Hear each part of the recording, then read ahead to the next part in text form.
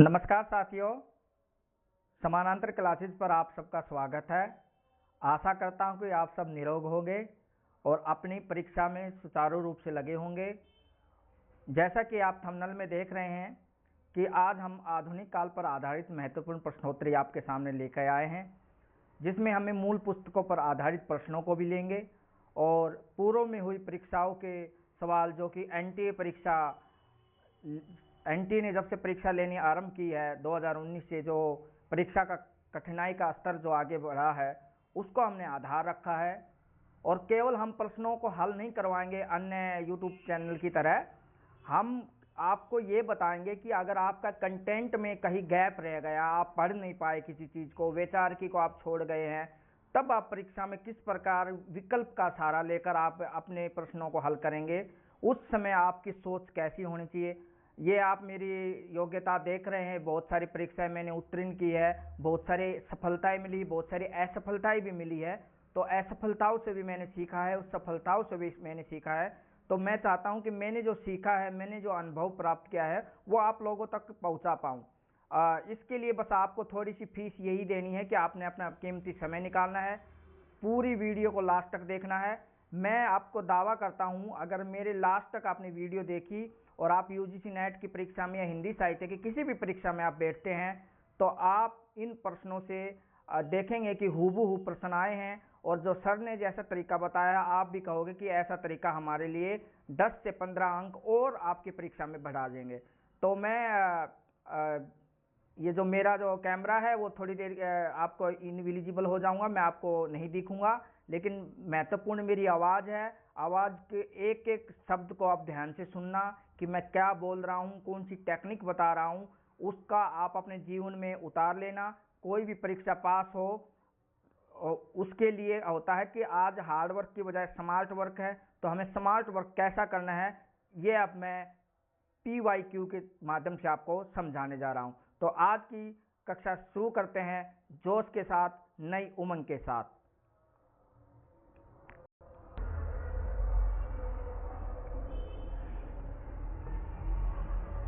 तो हमारा पहला सवाल है आपके कंप्यूटर स्क्रीन पर। विलक्षण बात यह है कि आधुनिक गद्य साहित्य की परंपरा का परिवर्तन नाटक से हुआ है। उपरोक्त कथन किस इतिहासकार का है? तो ये सवाल आपसे क्या मांग कर रहा है? ये सवाल आपसे मांग कर रहा है कि आप आचार्य रामचंद्र शुक्ल का इतिहास पढ़ के आए हो। अगर आप आचार्य रामचंद्र शुक्ल का इतिहास नहीं पढ़ के आए हो तो आप इस सवाल का जवाब देने में समर्थ नहीं हो सकते।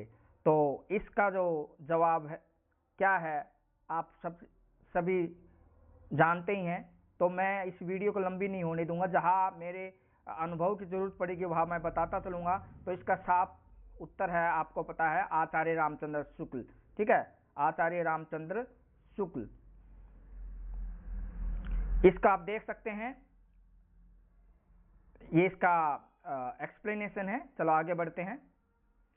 पुनर्जागरण का भारतीय साहित्य में पहला प्रतिफलन माइकेल मधुसूदन दत्त के बांग्ला काव्य यानी कि मेघनाथ वध नाम का इन्होंने, माइकल मधुसूदन ने मेघनाथ वध से क्या किया, इन्होंने एक अनुवाद किया 1861 में। उससे ये कहते हैं, कौन कहते हैं ये बात कि पुनर्जागरण का प्रतिफलन हुआ? क्या ये रामचंद्र शुक्ल जी बोलते हैं, आचार्य प्रसाद द्विवेदी बोलते हैं, डॉक्टर राम कुमार वर्मा बोलते हैं, या रामस्वरूप चतुर्वेदी बोलते हैं? तो ये एक ही पेज से, एक ही 2 पृष्ठों से ही सवाल लगातार, और ये 2019 में ही लगातार पूछ लिए गए हैं। यानी कि ये कह रहे हैं कि आप रामचंद्र शुक्ल के इतिहास को इतना हल्का नहीं ले सकते हैं। अगर आप वहां पढ़ के नहीं आए तो आपके साथ मतलब आप कितना भी ज्ञानी हो और आप मूल पुस्तकों को छोड़ के आओगे तो ये आपको कितनी भी रचना याद हो, ये कोई भी आपके बारे लाभकारी सिद्ध नहीं होगा। तो ठीक है, तो इसका आंसर भी क्या होगा? इसका आंसर भी आचार्य रामचंद्र शुक्ल ही होगा। ठीक है, चलिए आगे बढ़ते हैं। इसका ये जो बोले हैं, ये समाज आएंगे, ये हिंदी साहित्य की संवेदना का विकास पुस्तक के लेखक रामस्वरूप चतुर्वेदी हैं। उन्होंने बोला है ये। मैं भी आपकी तरह आंसर देख नहीं रहा, तो मैं तो ये रामस्वरूप चतुर्वेदी की जो किताब है, रामस्वरूप चतुर्वेदी की, मैंने अपनी वीडियो में भी बता रखा है कि इसको मूल पुस्तकों इसको पढ़ के जाना है। अगर साहित्य की शुरुआत करनी है तो इस किताब को थोड़ा पढ़ना, रामस्वरूप चतुर्वेदी की किताब, ठीक है। तो रामस्वरूप चतुर्वेदी की किताब और भी है, हिंदी लेखन 1960, भाषा संवेदना 1964, और आगे और आधुनिक रचना की समस्या 1968, हिंदी साहित्य की अधुनातन प्रवृत्तियां 1969, ये सब इनकी पुस्तकें हैं, ये भी आपको पढ़ते हुए जाना है। अब यहाँ से सवाल उठता है, अब देखिए मैंने है ना, आप देखोगे लास्ट तक जाके मैंने किस तरह के सवाल लिए, मैंने रचनाओं से सवाल नहीं लिए, मैंने वैचारिकी से सवाल लिए हैं। और वैचारिकी से सवाल करते वक्त परहेज बहुत लोग करते हैं कि वैचारिकी के लिए बहुत डीपली पढ़ना पड़ता है और बहुत डीपली समझाना पड़ता है। तो आप समझिए इसमें इन सवालों को आप कैसे हल करोगे। इन्होंने स्थापना दी है, एसरेशन दिया है कि भारतीय, इन्होंने क्या कहा है, भारतेंदु युग में मध्यकालीनता और आधुनिकता का द्वंद है। भारतेंदु युग में मध्यकालीनता और आधुनिकता का द्वंद है, क्योंकि उस समय का भारतीय समाज संक्रमण के दौर से गुजर रहा था। अब ये क्या कह रहा है, ये आपको ये नहीं कह रहा है कि आप भारतेंदु की संबंधित कोई मोटी पुस्तकें पढ़ के आए, ये सीधा ही कह रहा है कि आपने कोई पुस्तक उठाई होगी या भारतेंदु युग के बारे में किसी भी पुस्तक में जिक्र किया होगा, तो यहाँ तो जरूर बताया होगा कि भारतेंदु युग में मध्यकालीनता के बाद तुरंत आधुनिकता युग का दमन शुरू होता है। बिल्कुल सही बात है। और क्योंकि उस समय का भारतीय समाज संक्रमण के दौर से गुजर ही रहा था, 1857 की क्रांति हुई थी, सबको पता है। तो ए और आर तब सही होता है जब दोनों को मिलाकर एक दूसरे की पूर्ति हो, यानी कि ये जो वाक्य है, इस वाक्य से कटा हुआ नहीं होना चाहिए। तो क्योंकि जोड़ने के बाद अगर ये वाक्य कटा हुआ नहीं है तो समझ लीजिए ये इसकी व्याख्या है। तो इसमें आप बताइए अब इसका क्या आंसर होगा। हाँ, ए और आर सही है, स्थापना और इसको, ठीक है। ये 2000 देखो, मैं ये 2019 में ही पूछा गया है दिसंबर में परीक्षा में, मैं कोई अपने आप से बना के नहीं लाया हूं। अब ये देखिए, ये कह रहा है कि आधुनिकता तो पढ़ने आ गए, आधुनिकता की अगर परिभाषा आपको नहीं पता तो इस सवाल को आप नहीं दे सकेंगे। देखिए क्या सवाल है कि आधुनिकता एक अनवरत और अंतहीन प्रक्रिया। देखो आपको तो पता ही होगा कि आधुनिकता एक ऐसी चीज होती है, कोई ऐसा नहीं कह सकता कि कबीरदास आधुनिक थे कबीर या तुलसीदास आधुनिक नहीं थे। आधुनिकता चलती रहती है, अपने समय में कोई भी नए मूल्य जोड़ते हैं, अनवरत वो चीजें चलती रहती, सबको पता है, इसका अंत नहीं है। आज हम आधुनिक है, कल आने वाले हमारी पीढ़ी आधुनिक होंगी। तो इसको आप जोड़ के देखो, क्या ये एक दूसरे से सेंटेंस जुड़े हैं? क्योंकि प्रत्येक परिवर्तन नए संशयों, सिद्धांतों और संभावनाओं का जन्म देता है। बिल्कुल आपको पता है कि हर जो भी परिवर्तन होता है उसमें नए संशय आते हैं, नए सिद्धांत आते हैं, नई संभावनाएं जगती हैं। इसके लिए पढ़ना थोड़ी पड़ता है, ये तो कॉमन सेंस का बात है। अगर ये पहले वाला सेंटेंस सही है तो दूसरे वाला तो ऑटोमेटिक अब सही हो जाएगा। तो ऐसे करते हुए चलना है, ठीक है। तो बी ए और आर दोनों सही हैं। अब ये क्या कह रहे हैं, द्विविधि युग की कविता की विशेषताएं बताइए। अब ये देखिए, ये द्विविधि युग, जो द्विविधि युग है उसमें श्रृंगार प्रियता, इतिवृत्तात्मकता, लाक्षणिकता, प्रबंधात्मकता। अब ये कह रहा है कि बंदा कोई द्विविधि युग को पढ़ के आया होगा ना, तो उसको ये तो जरूर पता होगा इतिवृत्तात्मकता शब्द द्विविधि युग में बहुत जगह बार बार आती है। अगर इतिवृत्तात्मकता अगर इसको पता है बंदे को, और रामचंद्र शुक्ल का इतिहास भी पढ़ के आया है, तो इतिवृत्तात्मकता तो लगाएगा। अब इतिवृत्तात्मकता द्विविधि युग में बात हो ही नहीं सकती, तो इतिवृत्तात्मकता कहीं नहीं दिखेगी, मैं उसको काटा मार दूंगा। दो कहाँ नहीं दिख रहा, दो यहाँ नहीं दिखा, तो ये तो हो नहीं सकता, ठीक है। बाकियों में दो इसमें भी है, दो इसमें भी है, दो इसमें भी है। अब यहाँ कंफ्यूज हो गया। दूसरी बात, उसको ये भी पता होगा कि इसी समय साकेत, प्रबंधात्मकता चीजें लिखी जाए। श्रृंगार प्रियता में कंफ्यूज हो सकते हैं, श्रृंगार प्रियता 2 मिनट, लाक्षणिकता का भी हमें नहीं पता, लेकिन प्रबंधात्मकता तो पता है ना कि रामचरितमान ये नहीं, साकेत वगैरह, ठीक है। महर्षि चंद्रगुप्त की जो बात थी, ये जो चीजें प्रबंधात्मक चीजें लिखी जा रही थी, तो प्रबंधात्मकता तो है ही। तो 2 अगर है तो 4 गलत नहीं है, तो 2 और 4 किस में, डी में। अब मुझे नहीं पता इसका आंसर सही है, अब मैं खुद देखता हूं, मैं परीक्षा में बैठा होता तो बस सही होता है गलत तो बिल्कुल सही है, ठीक है। ऐसे करना है। अब अगला सवाल देखिए, अगला सवाल ये है कि छायावाद श्रृंगार लिप्सा का काव्य था। भाई थोड़ी देर के लिए हमें नहीं पता है कि छायावाद श्रृंगार लिप्सा का काव्य था या नहीं, लेकिन छायावाद अगर थोड़ा सा भी पढ़ा आया होगा तो ये तो नहीं है कि फुल रूप से श्रृंगार का, ठीक है। अगला देखो, आगे क्या कह रहा है, कथन दूसरा, वस्तुतः रीतिकालीन श्रृंगार भावना ही छायावाद में अज्ञात आलम्बन का आधार। ऐसा कुछ हो सकता है? जब इसका नया नाम दे दिया गया है तो रीतिकालीन से इसका क्या लेना देना भाई? हाँ मान लीजिए श्रृंगार भावना तो है, लेकिन छायावाद से ये सीखा तो ये तो अतिशयोक्ति हुई ना, तो ये दो तो बिल्कुल नहीं हो सकता।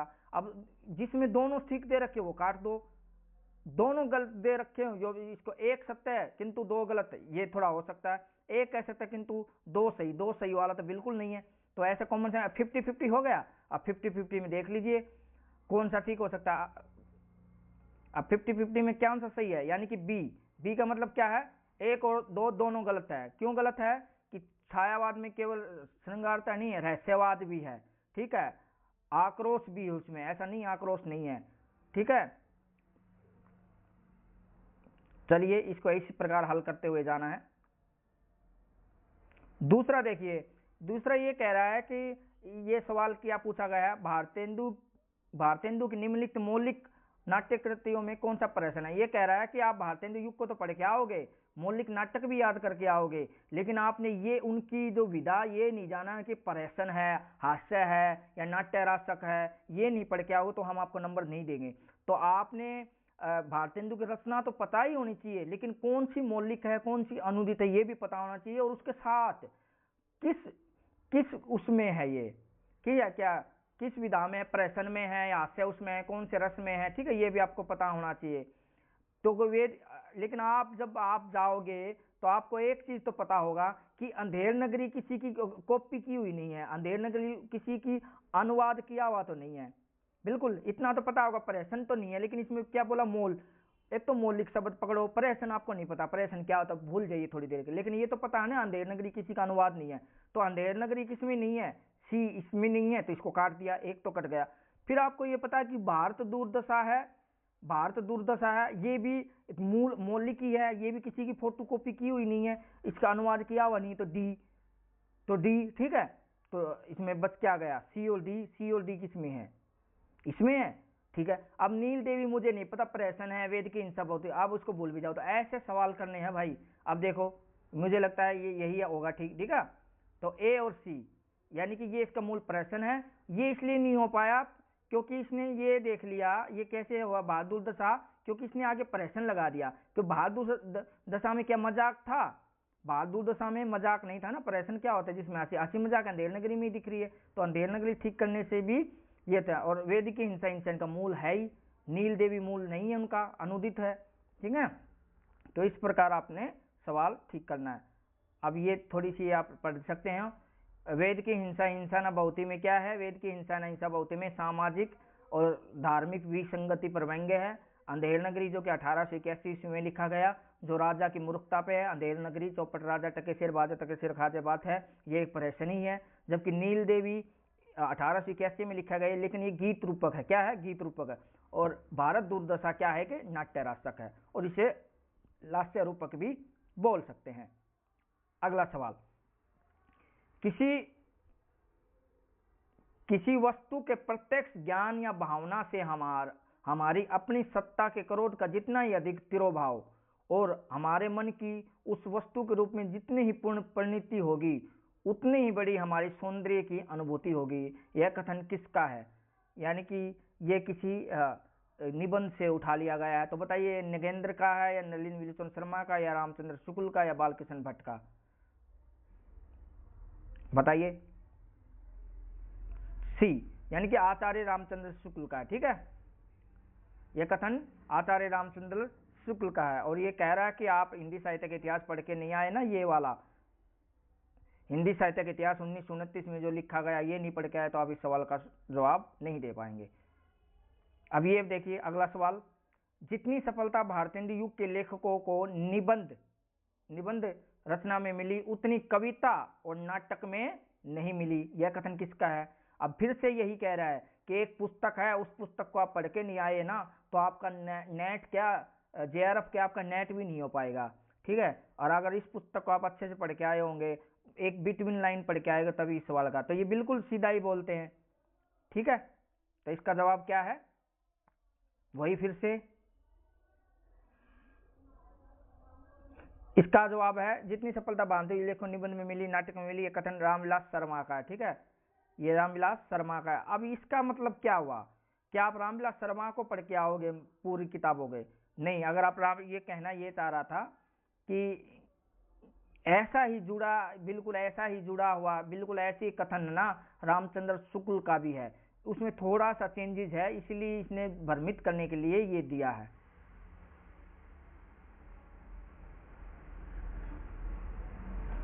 अब अगला सवाल देखिए, ये कह रहा है आधुनिक काल पढ़ के आ रहे हो और आप स्त्री विमर्श को पढ़ के नहीं आओगे तो भी हम आपको अंक नहीं देंगे। क्या कह रहा है? स्त्री विमर्श स्त्री अस्मिता का समर्थन करता है। अब बताओ, अगर स्त्री विमर्श हो रहा है तो स्त्री अस्मिता का समर्थन नहीं करेगा तो क्या पुरुष अस्मिता का समर्थन करेगा? अगर समर्थन नहीं करेगा तो उसका तो फिर फायदा ही क्या हो? तो ये तो बिल्कुल सही है। अगर ए सही है तो इसमें जिसमें ए असत्य उसको काट दो, ठीक है, जिसमें ए असत्य बोला उसको काट दो। फिर क्या है? क्योंकि वह स्त्रीतर अस्मिता का परम विरोधी। अब बताइए, अगर कोई स्त्री विमर्श की बात कर रहा है तो स्त्री से हटके जो बात करेगा क्या उसकी अस्मिता का परम विरोधी होगा? नहीं। स्त्री विमर्श का होना इसका मतलब ये थोड़ी कि वो पुरुषों को, आदिवासियों, पुरुषवाद को ये कहेगा तुम मर जाओ हम रहे, ऐसा नहीं कहेगा ना। तो स्त्री तो ये गलत हो गया ना सरासर। तो जिसमें दोनों सही कह रहे हैं उसको काट दो। ए सत्य है, आर असत्य है, ये इसका आंसर हो जाएगा। ए और दोनों सत्य है लेकिन ए आर की सही व्याख्या नहीं है, यानी कि ए आर दोनों असत्य तो हो ही नहीं सकते ना भाई, ये तो बिल्कुल गलत है, परम विरोधी हो ही नहीं सकता। तो इसका मतलब कौन सा आंसर इसका? सी, ठीक है। ए सत्य है, आर असत्य है। अगला सवाल देखिए, ये कह रहा है कि आधुनिक काल पढ़ के और दलित विमर्श नहीं पढ़ के तो भी आपको अंक प्राप्त नहीं होंगे। दलित विमर्श का वैचारिक आधार बाबा साहेब भीमराव अम्बेडकर दर्शन। बताइए भाई, सबको पता है दलित विमर्श अम्बेडकर फिलोसफी के बिना तो बात हो ही नहीं सकती। ये तो ए तो सही है। अगर ए सही है तो ए जिसमें असत्य है उसको काटा मार दो। अब वो हाथ समय बताना है आपको परीक्षा में, बहुत लंबे लंबे का। ए जिसमें गलत उसको काटा मार दो, और जिसमें दोनों सत्य बता रखे उसको भी काटा मार दो। ऐसा करना है। ये रुकिए, ए जिसमें सही है वो काटा मारोगे ना, तो इसको तो हटा दो, ये तो सही है ना, ए सत्य बिल्कुल सही है। ए सत्य है, इसको काटा मार दो, इसको काटा मार दो। अब बचा क्या? क्योंकि अंबेडकर दर्शन पर मात्र दलित विमर्श कर सकता है। ये भी देखो, किसी को फोटो कॉपीराइट हो जाना गलत होता ना। क्या अम्बेडकर के दलितों के लिए काम किया है? सबके लिए काम किया, महिलाओं के लिए भी काम किया, तो इस पे केवल दलित भी विचार कर सकता है, ये तो गलत है ना। तो ये क्या होगा? दोनों ही गलत हो गए, ठीक है। तो ए आर दोनों क्या हो गए? क्योंकि अंबेडकर दर्शन पर मात्र दलित विमर्श कर सकता है, ये भी गलत हुआ।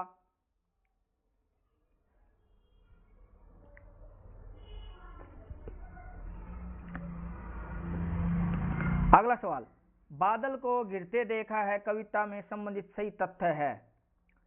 बादल को गिरते देखा है, ये केवल एक सवाल मैंने ऐसा लिया है जो रचनाओं पे लिया, बाकी देखना आप मेरे ये इसलिए ले लिया कि ऐसे सवाल भी आते हैं आपको बता सके। बादल को गिरते देखा, ये कह रहा है कि आप बादल को गिरते देखा है तो पूरी पढ़ के आना, तभी आपको नंबर देंगे, तभी आप बता पाओगे। एक एक पंक्ति पढ़ के आए। तो पहला है, नागार्जुन को कालिदास के मेघ का पता ठिकाना मालूम था। अब ये बता, नागार्जुन को जब कविता पढ़ोगे उसमें मेघ का पता ठिकाना मालूम था, ये 2 मिनट के लिए छोड़ देते हैं भाई, इसका हमें नहीं पता, कविता भूल गए हैं हम। नागार्जुन का बादल कल्पना प्रस्तुत नहीं है। क्या बताइए भाई, बिना कल्पना, ये भी थोड़ा रुक देते हैं। इसमें उज्जैनी के जीवन का यथार्थ वर्णन किया गया है। इसमें किन्नर किन्नरों के शोषण जीवन के अनुभूत।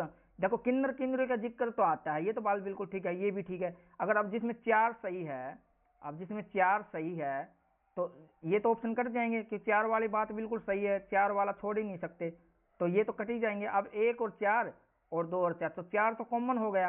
अब 1 और 2 में से देखना है, 1 और 2 में से क्या है कि कल्पना प्रस्तुत नहीं, क्योंकि जो कालिदास का जो बादल था वो कल्पना प्रस्तुत है, जबकि कालिदास नागार्जुन जी का है वो वास्तविक है, ठीक है।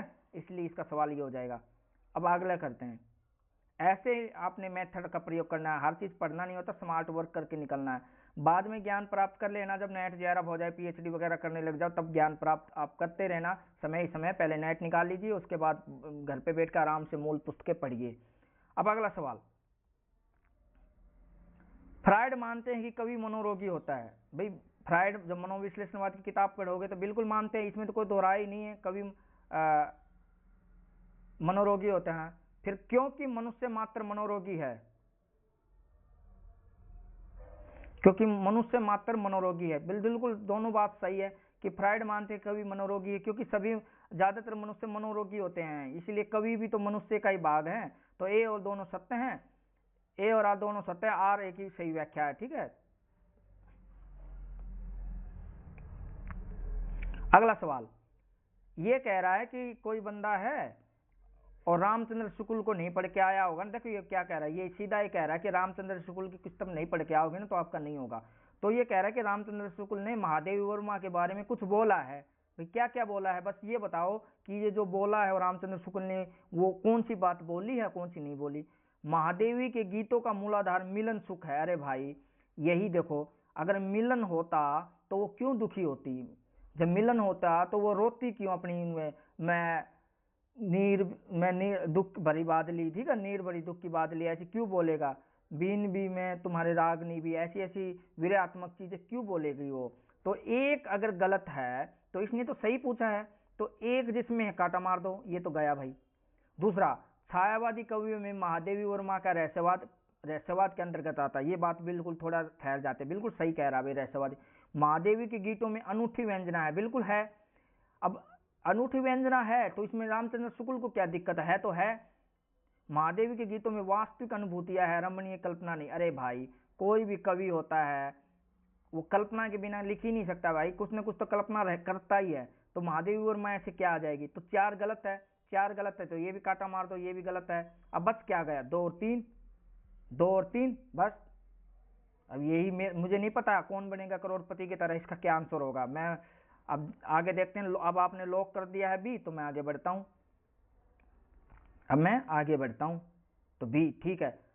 7 करोड़ जीत गए आप। अगला सवाल, भारतेंदु के प्रमुख निबंधकार है, यानी कि ये कह रहा है कि रामचंद्र शुक्ल ने कुछ किताबों का जिक्र, मुख्य रूप से प्रमुख निबंधकारों का भारतेंदु युग में तो बहुत सारे कवि हैं, लेकिन रामचंद्र शुक्ल ने भारतेंदु युग में जब वो प्रकरण 2 पढ़ाते हैं, आविर्भाव गद का आविर्भाव नामक प्रकरण 2 में 3 में जब बात करते हैं तो कुछ लोगों का नाम लेते हैं, जिसमें काशीनाथ खत्री का नाम लेते हैं, और ठीक है, और उसमें राधाचरण गोस्वामी का भी नाम लेते हैं। लेकिन ऐसे लोगों का नाम ये नहीं ले रहे। जिन लोगों का नाम नहीं ले रहे, श्याम बिहारी मिश्र का नाम नहीं ले रहे, या कुछ लोगों का नाम नहीं, काशीनाथ खत्री का ले रहे। आपके दिमाग में आ रहा नहीं, काशीनाथ खत्री किसमें नहीं है, तो इसमें नहीं है भाई।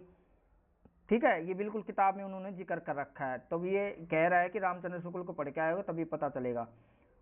वैसे तो ये भी थे पद्म सिंह शर्मा, श्याम बिहारी मिश्र भी भारतेंदु युग में, लेकिन प्रमुख में इनका जिक्र करते हैं वो। चलिए आगे बढ़ते हैं। सी यानी कि 2 और 4, यानी कि काशीनाथ खत्री और राधाचरण गोस्वामी। अब देखो ये फिर कह रहा है कि रामचंद्र शुक्ल 2019 में, तो अगर किसी ने रामचंद्र शुक्ल का इतिहास ही पढ़ लिया हो, इसी से बेड़ा पार हो गया होगा। तो छायावाद के बारे में रामचंद्र शुक्ल की स्थापना बताइए। कि ये कह रहा है कि रामचंद्र शुक्ल का इतिहास नहीं पढ़ के आओगे तो भी आप नहीं कर पाओगे। छायावाद के बारे में कितना ही ज्ञान रखते हो आप। तो ये शुक्ल ने क्या बोला, बस ये दिमाग में बैठना, अपना दिमाग नहीं लगाना है। शुक्ल ने अगर ऐसा बोला है तो ठीक है, नहीं बोला तो नहीं बोला। छायावाद बड़ी सहजता के साथ प्रभाव साम्य पर ही विशेष लक्ष्य रखकर चला है। ठीक है, छायावाद की अधिक रचनाएं गीतों के रूप में ही अधिकतर होती है। ये हो सकता है छायावाद में रचना अनुक्ति पद्धति पर नहीं की। अरे देखो ये यही से कह रहा है, देखो ये कह रहा है कि यही अगर किसी को पता होगा ना, अन्योक्ति तो है, कहना कुछ चाह रहा है निकल कुछ रहा, ये नहीं करके ही इसने गलत कर दिया। यही ध्यान देना है स्मार्ट वर्क। अब नहीं कह के तो गलत कर दिया, बल्कि अन्योक्ति तो है, कहना कुछ चाह रहा है अर्थ कुछ निकल जाए, तो ये सी गलत है। अब सी जिसमें गलत है इसको काटा मार दो, इसको काटा मार दो, अब इसको काटा मार दो, अब बचेगा क्या, ए बचेगा, ए और बी। ठीक है, आप वीडियो को पॉज करके बाद में देख लीजिएगा, बस मेरा काम यह है कि जल्दी जल्दी मैं आपको करवा सकूं। ठीक है, इसको भी पॉज करके इसका एक्सप्लेनेशन पढ़ लीजिए। आगे चलते हैं। फिर ये कह रहा है कि रामचंद्र शुक्ल का इतिहास नहीं पढ़ के आओगे तो आप इसका भी सवाल नहीं कर पाओगे। ये कह रहा है कि रामचंद्र शुक्ल है ना, जब हिंदी साहित्य के इतिहास में पढ़ाते हैं तो इन इन इन 4 लोगों का वो जिक्र करता है मुख्य रूप से अपने इतिहास में। तो निसाई हिंदू फेमस रूप में बताता, परीक्षा गुरु के बारे में थोड़ा थोड़ा जिक्र करता है, नूतन ब्रह्मचारी के और देवरानी जिठानी की कहानी का भी जिक्र करता है। लेकिन इसको आप कॉमन सेंस से भी कर सकते हो, ऐसा कोई जरूरी नहीं है भाई। परीक्षा गुरु आपको पता है उपन्यास में सबसे पहले ही, लेकिन परीक्षा गुरु से पहले वो बताते हैं कि देवरानी जिठानी नाम का भी एक उपन्यास लिखा गया था, लेकिन वो अंग्रेजी के उस पर खरा नहीं उतरता वो बिल्कुल, इसलिए ठीक है। तो इसमें गुण नहीं है, देवरानी जिठानी में उपन्यास वाले गुण नहीं है, इसलिए इसका स्थान, इसलिए देवरानी जिठानी का स्थान तो पहले पे आ गया, यानी सी पहले पे है तो सी इसी में है, सी बी डी ए, ठीक है, यही ऑप्शन निकलेगा। बस उसका कथन की वजह से इसका सवाल को पूछा गया कि रामचंद्र शुक्ल ने ऐसा कथन बोला है इसलिए, ठीक है। तो ये हो गया। तो आप इसको आप इसका एक्सप्लेनेशन भी पढ़ लीजिए। देवरानी जिठानी की कहानी पंडित गौरी दत्त ने लिखी 1817 में, परीक्षा गुरु श्रीनिवास दास का है 1882 में, नूतन ब्रह्मचारी बालकृष्ण भट्ट का 1886, निसा हिंदू राधा कृष्ण दास 1890। अब ये देखिए, ये होते हैं सवाल करने के, इनको ज़्यादातर टीचर छेड़ते हुए डरते हैं। तो डरते इसलिए हैं क्योंकि ये भाई बहुत इनके अंदर बहुत मूल पुस्तक पढ़े होगे तभी, डरना तो नहीं कहेंगे लेकिन इन सवालों को लाता नहीं। वो अपना व्यू बढ़ाने के चक्कर में क्या करते हैं, आसान सवाल लाएंगे, बताइए इनमें से गोदान का पात्र क्या है, ये है वो। तो मुझे व्यू नहीं बढ़ाने भाई, आप देखो लंबी व्यू तो आज नहीं तो कल बढ़ जाएंगे, ऐसा कोई जरूरी नहीं है, ठीक है। अच्छा कंटेंट देंगे तो आज नहीं तो कल व्यू बढ़ना ही है। कार्ल मार्क्स का मानना है कि पूंजीवाद व्यवस्था में व्यक्ति अपना उत्पाद बेचने के कारण अजनबी हो गया। भाई देखो, कार्ल मार्क्स है, ये कह रहा है कि कार्ल मार्क्स के बारे में आपने थोड़ा बहुत तो पढ़ के आए ना, तो उसने कहा कि पूंजीवाद व्यवस्था में व्यक्ति अपना उत्पाद बेचने के कारण अजनबी हो गया। यानी कि आज आपको पता है पूंजीवाद ने, कैपिटलिज्म ने ऐसा कब्जा कर लिया कि किसान 2 रुपये टमाटर बेचने के लिए विवश हो गया। तो ये उससे अजनबीपन भी आता है, बिल्कुल सही बात है, क्योंकि अपने उत्पाद को पूंजीवाद सत्ता के हाथ में बेचना व्यक्ति की मजबूरी होगी। दोनों ही कथन सही लग रहे हैं, गलत तो कहीं लग ही नहीं रहा है, ठीक है। तो मैं भी देखता हूँ, मैं क्या पता मैं भी गलत हूँ, तो इसको देखते हैं। तो इसको आप कैसे करोगे कि दोनों गलत तो है नहीं, ए सही परंतु आर सही, ये तो नहीं वाला तो जिक्र है ही नहीं। व्याख्या हो सकता ना हो लेकिन इसमें गलत वाला सिस्टम तो है नहीं, तो नहीं वाले तो इसको हटा दो। अब ए और बी में से ही बचे, तो इसका सवाल क्या है, ए, यानी कि ए आर दोनों सही हैं और आर ए की सही व्याख्या है, ठीक है। अब देखो, ये भी कह रहा है कि रामचंद्र शुक्ल का इतिहास पढ़ के आए हो तभी कर पाओगे। भारतेंदु हरिश्चंद्र के बारे में ना वो थोड़ा सा, भारतेंदु का जो पेज है ना जो पढ़ाते हैं, जब वो गद्य आयुर्भाव बता भारतेंदु युग के बारे में और उसके काल के बारे में बताते, तो बिल्कुल छोटी सी 2-3 लाइनों में इसका जिक्र कर जाते हैं वो, और वही पूछ लिया गया कि भारतेंदु में निम्न में से कौन सा निबंध भारतेंदु हरिश्चंद्र ने लिखा। निबंध की बात का जिक्र यहाँ पर आता है, तो वो रामायण का समय नाम का निबंध लिखते हैं। बिल्कुल रामचंद्र शुक्ल की इतिहास की पुस्तक से ही उठाया गया है ये सवाल, ठीक है, रामायण का समय भारतेंदु निबंध से, ठीक है। और देख लो, ये अभी इसने बता भी दिया है कि ये कहाँ से उठाया गया है। आचार्य रामचंद्र शुक्ल ने इसका जिक्र कराया है, प्रथम निबंधकार माना है, ठीक है। भारतेंदु जी को निबंध का जनक भी माना जाता है।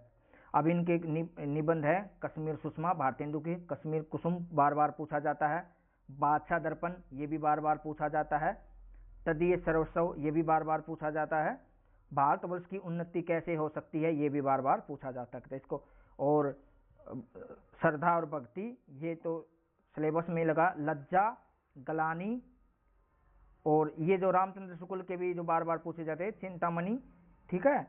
और निबंध श्रद्धा और भक्ति बार बार पूछा जाता है रामचंद्र शुक्ल का। लज्जा और गलानी कविता क्या है ये तो सिलेबस में ही लगा है रामचंद्र शुक्ल जी की, ठीक है। ये आपको याद करना है, इसका स्क्रीनशॉट ले लीजिए और इसको जो मैंने निशान लगाए ये तो पढ़ के ही आने हैं आपको, ठीक है। अगला सवाल यही है कि ये भी कह रहा है कि आप इतिहास नहीं पढ़ के आओगे और बच्चन सिंह को नहीं पढ़ के आए होगे तो आप इसको नहीं कर पाओगे। तो ये क्या कह रहा है, छायावाद के बारे में सही कथन है। अब इसको भी ऑप्शन ही सहारा करेगा। छायावाद के जन्म में रीतिवाद का विरोध नहीं था। भाई देखो, छायावाद के जन्म में रीतिवाद का विरोध नहीं था, बिल्कुल इसका मानते हो, हाँ भाई ये सही भी हो सकता है, बिल्कुल रीतिवाद का विरोध तो किया ही नहीं। रीतिकालीन अतिशय श्रृंगारता के कारण छायावाद का जन्म हुआ। अब फिर वही बात, भाई रीतिकालीन का इस अतिवाद श्रृंगारता के कारण छायावाद का विरोध नहीं, छायावाद तो अपने आप में एक अलग स्थान रखता है ना। तो अगर बी गलत है क्योंकि इसका तो कोई लेना देना ही नहीं, अलग ही कनेक्शन इन दोनों का। तो बी अगर गलत है तो बी काट दो। मैं भी ऐसा आपके आगे सोल्व कर रहा हूँ, मुझे नहीं पता इसका क्या आंसर है, हो सकता है मैं भी गलत हूँ। बी काट दूंगा, जिसमें बी है उसको काट दूंगा, मैं इसमें काट दूंगा। अब बच गया सी और डी और ए और डी। अब दोनों में डी तो कॉमन है, ए और सी में से काटना है। ए और सी, सी का क्या है, छायावाद जहां तक आध्यात्मिक प्रेम लेकर चला वहां तक तो रहस्यवाद के अंतर्गत ही रहा है। क्या भाई रहस्यवाद क्या आध्यात्मिक रहस्यवाद, ये बात तो बिल्कुल सही है ना सी वाली। मानवतावादी दृष्टिकोण के पेट से ही काव्य में छायावाद का जन्म हुआ, बिल्कुल ये भी ठीक है। तो इसमें जो सबसे बेस्ट कौन सा है, यही है ना, मानवतावादी की दृष्टि के पेट से ही काव्य का छायावाद। तो सबसे बेस्ट वाला चुन लेंगे, डी। कौन सा है, डी। तो जिसमें सी और डी, ठीक है, यानी कि ए ऑप्शन सही है, यानी कि सी और डी ऑप्शन सही है। तो ऐसे सवालों का जवाब ये ऐसे करना है। अब अगला देखो, अगला कह रहा है कि उत्तर आधुनिकता मानव यथार्थ की संपूर्णता की अवधारणा का खंडन करती है। यानी कि आपको पता है उत्तर आधुनिकता मानव यथार्थ की संपूर्णता की अवधारणा का खंडन करती है। लघु मानव की खोज यहाँ की गई। अब ये क्या कह रहा है कि आपको उत्तर आधुनिकता का पता होना चाहिए, परिभाषा क्या है, ठीक है। दूसरा, क्योंकि मानव यथार्थ विखंडित, बहुवाची और परिवर्तनशील है। ये सीधी सीधी परिभाषा दे रखी है उत्तर आधुनिकतावाद की। अगर किसी को उत्तर आधुनिकतावाद की परिभाषा ही पता है तो इस सवाल को सही कर ले जाएगा। तो ये दोनों ही सही है। तो इसका उत्तर आधुनिकता सच में ही संपूर्णता की अवधारणा का खंडन करता है, ठीक है। तो इसका सवाल का आंसर क्या निकलते हैं, देखते हैं, ए। यानी कि ए और आर दोनों सही हैं और आर ए की सही व्याख्या। तो ये सवाल आप है ना इसको याद कर लो। ये अगर आप उत्तर आधुनिकता नहीं भी पढ़े तो भी आप इसी से समझ जाओगे। उत्तर आधुनिकता मानव यथार्थ की संपूर्णता की अवधारणा का खंडन करती है, क्योंकि मानव यथार्थ विखंडित, मानव यथार्थ क्या है, विखंडित। एक तो होता खंडित, वी लग गया तो जो खंडित नहीं है, बहुवाची है, परिवर्तनशील है। अगला देखिए, ये कह रहा है कि आप संरचनावाद नहीं पढ़े, क्या इस सवाल को नहीं। डेरिडा की दृष्टि में पाठ के अर्थ निर्धारण के लिए पाठक की मनोरचना उत्तरदायी है। यानी कि ये कह रहा है कि संरचनावाद पढ़ के आए हो भाई, संरचनावाद नहीं पढ़ के आए तो या विखंडनवाद पढ़ के नहीं आए तो आप सवाल का नहीं कर सकते। तो डेरिडा की दृष्टि से पाठ के अर्थ निर्धारण के लिए पाठक की मनोरचना उत्तरदायी है, रखते हैं, क्योंकि पाठक की मानसिक बनावट अपने ढंग में अर्थ ग्रहण करती है, इसलिए पाठ के अर्थ का सामान्यकरण संभव नहीं है। तो ये आपको क्या लग रहा है, दोनों में कथन बिल्कुल सीधा ही पूछ लिया गया है, यानी कि जिसको बेसिक पता है वही इसको कर पाएगा। तो इसका आंसर क्या हो गया, वही दोनों सही हो गया, ठीक है, दोनों ही सही और एक ही सही व्याख्या। तो अब ये कह रहा है कि अगर किसी ने संरचनावाद अगर पढ़ा है, पाठ की संरचना क्या होती है, पाठ को कैसे पढ़ा जाता है डेरिडा का, तो ही इसको ठीक कर पाएगा। ये सारे सवाल एक ही साल में आए हैं, 2019 में, देख लो ऐसे ऐसे सवाल। तो आप क्या करते कहते हो, आप पात्रों को याद करते रहते हो, कथनों को याद करते रहते हो, ये आते हैं सवाल सबसे ज्यादा, इनकी संख्या, ये दिखते नहीं है। अगला सवाल, मनुष्य का अस्तित्व ईश्वर के बगैर असंभव है। भाई आप बताओ यार, ये सवाल कहाँ से बना होगा, ये सवाल पता है आपको कहाँ से बने होगा, अस्तित्ववाद से ही बना है। तो उसमें निश्चय का मानना है कि ईश्वर के बगैर संभव है। देखो ये देखो, दोनों कथन अलग अलग हैं, दोनों कथन अलग अलग हैं, लेकिन दोनों कथन पहले से ये देखो दोनों सही हैं गलत है। मनुष्य का अस्तित्व ईश्वर के बगैर असंभव है, क्यों भाई, ईश्वर की खोज नहीं भी होती तो भी मनुष्य पैदा हो रहे थे, अगर ईश्वर का तो अब तक भी नहीं पता है, ठीक है। तो निश्चय ईश्वर की मृत्यु की घोषणा करते हैं, तो ये तो बात बिल्कुल सही है, ये तो सही है। अब जिसने ए गलत माना वो हटा दो यहाँ से, आर भी सही है तो आर जिसने गलत माना उसको हटा दो, दोनों सही नहीं है, ये तो हो ही नहीं सकता। तो ए और आर दोनों सही हैं और आर से की व्याख्या है, तो इसका आंसर यही निकलेगा मेरे हिसाब से, ठीक है, यही है। अंग्रेजी शिक्षा के संबंध में विचार कीजिए। अब ये क्या कह रहा है, इतना लंबा क्वेश्चन पूछा गया था, ये कह रहा था, ये सवाल पूछ रहा था कि आप डॉक्टर बच्चन सिंह का दूसरा इतिहास पढ़ के आए हो या डॉक्टर बच्चन सिंह का आधुनिक इतिहास पढ़ा है। अगर बच्चन सिंह का आधुनिक इतिहास पढ़ा है तभी आप इसको कर पाओगे, या फिर आपने इतिहास कभी पढ़ा हो तो आप ठीक कर पाओगे। तो ये क्या कह रहा है कि अंग्रेजी शिक्षा भारतीय धर्म के प्रति आस्था को कमजोर करने वाली थी। ये सबको पता है कि भाई अंग्रेजी शिक्षा का मतलब ये था कि इस्लाम धर्म को ज़्यादा ईसाई धर्म का जो है प्रचार करना चाहिए, तो बिल्कुल सही है, ए सही है। अंग्रेजी शिक्षा भारतीयों को मानसिक दासता से मुक्त करना, अरे भाई मानसिक दासता से मुक्त करना होता तो अंग्रेजी क्यों थोपती? तो ये सीधा सीधा अगर किसी को बी का भी अर्थ पता हो ना, बी, तो बी गलत है, मुक्त नहीं करना चाहते, तो बी जिसमें है उसको काटा मारो, इसमें काटा मार दो। ए तो है सही है, ए जिसमें सही है, तो अब ए सही है तो ये ठीक है, ठीक है, ठीक है। सी वाला, अंग्रेजी शिक्षा में सरकारी नौकरियों में भारतीयों को प्रवेश के द्वार खोले गए। अंग्रेजी शिक्षा ने सरकारी नौकरी में भारतीयों के लिए प्रवेश, ये तो सब जिसने इतिहास पढ़ा होगा तो बिल्कुल जानता है, भारतीयों के लिए कोई लेना देना था ही। अंग्रेजी शिक्षा ने भारतीयों को अपनी परंपराओं से मोह कराना सिखाया। अंग्रेजी शिक्षा ने भारतीयों को अपनी परंपराओं से मोह कराना सिखाया। बताइए, वो अपनी अपनी परंपराओं से तो मोह से वो तो दूर किया था उन्होंने, तो डी तो बिल्कुल नहीं हो सकता, मोह क्यों करवाएंगे उन्होंने? तो अंग्रेजी शिक्षा ने तो रहना सहना ही गलत करवाया, जींस पैंट पैंट पहनना सिखाया, ठीक है, ठीक है, तो ये मोह भंग किया ना कि मोह सिखाया, ठीक है। अंग्रेजी शिक्षा प्रचार की सरकार ने नई शिक्षा संस्थान खोले, ये तो ठीक है, ई ठीक है, ई ठीक है, तो इसका सही आंसर हो गया ए सी ई, ए सी और ई, ये सही है, ठीक है, ए सी ई, ठीक है, तो इसका ऑप्शन क्या है? सी, यानी कि ए सी ई सही है, ठीक है, इसका एक्सप्लेनेशन ये है। अगला देखिए, दलित विमर्श से संबंधित उपयुक्त कथन है, यानी कि दलित विमर्श में ये देखो 2022 में सवाल पूछा गया, दिसंबर 2022 में, तो पहला ऑप्शन, डॉक्टर अंबेडकर ने इतिहास में दलितों की भूमिका को रेखांकित करने का प्रयास किया। क्या ए विकल्प को कोई गलत कह सकता है कि ए गलत है? बिल्कुल, अंबेडकर ने बहुत कुछ इतिहास में दलितों की भूमिका दर्ज कराने का काम किया। अब ए अगर गलत नहीं है तो जिसमें ए नहीं है मैं उसको काटा मार दूंगा, जिसमें ए नहीं है उसमें मैं काटा मारूंगा या नहीं मारूंगा?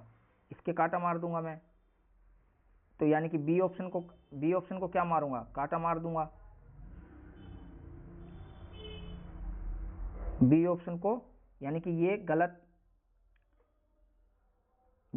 नहीं नहीं नहीं, बी जिसमें नहीं होगा, सॉरी, बी जिसमें नहीं होगा, तो बी इसमें नहीं है, बी किस में नहीं है? ए ऑप्शन में नहीं है बी, तो इसको गलत मार दिया। सी ऑप्शन भी नहीं है बी, तो इसको काटा मार दिया। अब इसमें बी तो है इस, यानी कि ए सॉरी फिर गलत हो गया है यार, हाँ, ए जिसमें नहीं है, ए बी में नहीं है, बी ऑप्शन में ए नहीं है, डी ऑप्शन में ए नहीं है, तो ये तो हट गया, इसको तो बारे में सोचेंगे नहीं, ए सही है। अब सी देखते हैं, ज्योतिबा फुले ने सत्यशोधक समाज की स्थापना, सबको पता है कि सी सही है, तो ये यहाँ तक तो ठीक चल रहा है मामला। अब डी और ई में से छाटना है। दलित चिंतक वर्णाश्रम व्यवस्था की हिमायत करते, अरे भाई दलित चिंतकों को दिक्कत ही वर्णाश्रम से, वर्णाश्रम नहीं होता, ब्राह्मण, क्षत्रिय, ठीक है, वैश्य, ये नहीं बटा होता तो दिक्कत ही नहीं होती, तो बिल्कुल ये तो गलत है ना, तो डी तो गलत है, हिमायत क्यों करेंगे? तो डी गलत है, तो बच क्या गया फिर? ए सी ई। तो ऐसे सवालों को हल करना है भाई, ऐसे सवालों को हल करना है। अगला सवाल, आधुनिक काल पढ़ रहे हो और फोर्ट विलियम कॉलेज के बारे में ना पढ़ के जाओ तो आप समझ लीजिए आपको सही जानकारी है ही नहीं, किस तरह तैयारी करनी है।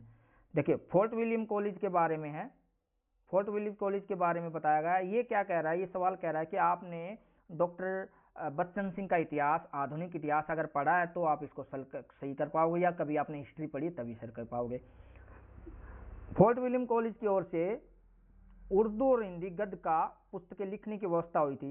ये बिल्कुल ठीक है, ये तो हुई थी। अब 2 मिनट रुक जाते हैं, अब मैं इतना पढ़ा लिखा नहीं, सोच लेता भाई मुझे नहीं पता। इंग्लैंड के एक इतिहास का और मार्समैन साहब के प्राचीन इतिहास का अनुवाद कथासार नाम से किया, मुझे ये भी नहीं पता। जॉन गिलक्राइस्ट हिंदी उर्दू के अध्यापक थे, ये तो पता होगा ना भाई। हाँ भाई, ये जब भी आप थोड़ा बहुत पढ़ गए ये तो पता ही होगा। सी अगर है तो सी तो सभी ऑप्शनों में है, इसमें नहीं है, लेकिन मैं इसको काटा मार दूंगा। फिर क्या है? विलियम कैरे और अन्य पादरियों के उद्योग से इंजल का अनुवाद हुआ, ये भी रामचंद्र शुक्ल की इतिहास की किताब में लिख रखा है। सदल मिश्र ने कॉलेज में जुड़कर खड़ी बोली गद्य के विकास में योगदान दिया, इसको तो कोई नकार नहीं सकता ना कि ई सही है। ई सही है तो ई किस में नहीं है? ये तो गलत हमने कर ही दिया था, ई इसमें भी नहीं है, ई इसमें भी नहीं है, तो मेरा बच क्या गया? सी। इसीलिए कह रहा हूं विकल्प हमारी मदद करेंगे, हमें ज्ञान नहीं पढ़ना, इतना ज्ञान बहुत है, इतना ही काफी है, विकल्पों से हम मदद लेंगे, ठीक है। तो इसका देखते हैं कौन बनेंगे करोड़पति, बनते हैं या नहीं। सी ऑप्शन, तो ये निकल गया सी, ठीक है। अगला सवाल, हिंदी नवजागरण में महावीर प्रसाद द्विवेदी जी के योगदान का मूल्यांकन करते हुए ध्यान रखना चाहिए कि वे किसी क्रांतिकारी पार्टी के गुप्त रूप से प्रकाशित होने वाले गैर कानूनी पत्र के लिए नहीं लिख रहे थे। बिल्कुल सही है भाई, वो गैर कानून ये चीज थोड़ी लिख रहे थे कि भाई वो आज़ादी दिलाने के लिए, वो तो सच में हिंदी को अच्छी शुद्ध करने के लिए लिख रहे थे। ये तो बिल्कुल सही है, ये बिल्कुल सही बात है। कथन 2, सरस्वती में रचना प्रकाशन का निर्णय करते समय महावीर प्रसाद द्विवेदी प्रेस मालिक का दबाव नहीं है। अरे भाई ऐसा हो सकता है, वो भी तो मनुष्य ही थे। प्रेस माले मैं पैसा लगा रहा हूँ और मैं पैसा लगा रहा हूँ और मेरा नौकर मेरे नीचे काम करने वाले कर्मचारी मेरी न माने, ऐसा हो ही नहीं सकता। चाहिए थोड़ा डरे, लेकिन मुझसे थोड़ा सा डर तो रहेगा कि अरुण सर ऐसी सोच की किताबों को ज्यादा छापते हैं। तो ये मालिक नहीं करते थे, ये गलत है। तो ये ए सही है और 2 गलत है, ठीक है। तो वो दबाव महसूस करते थे, हर कोई मालिक महसूस करता है। तो कथन 1 सही किंतु 2 गलत, ये इसका सी आंसर, ठीक है। ये इसकी व्याख्या है।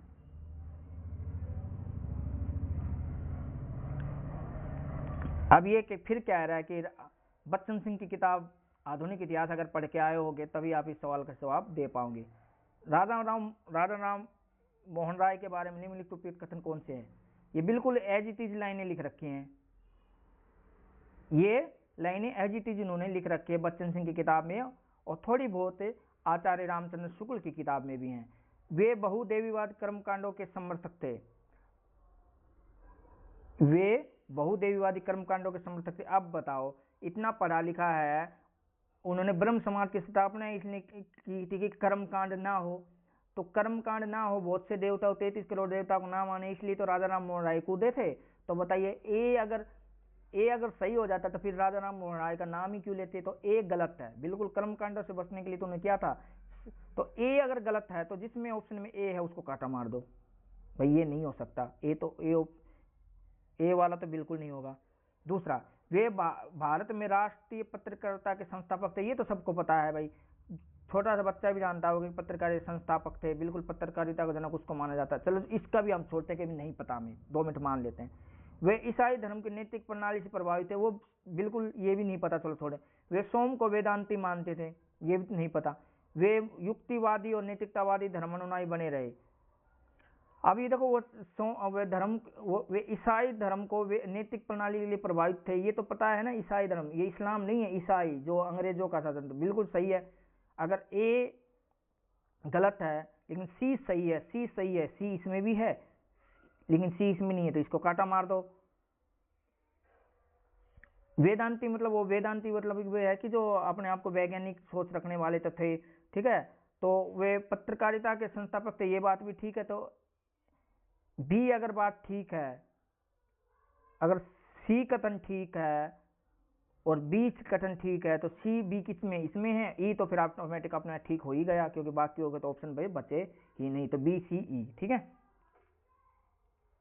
ये इसका एक्सप्लेन पढ़ सकते हैं।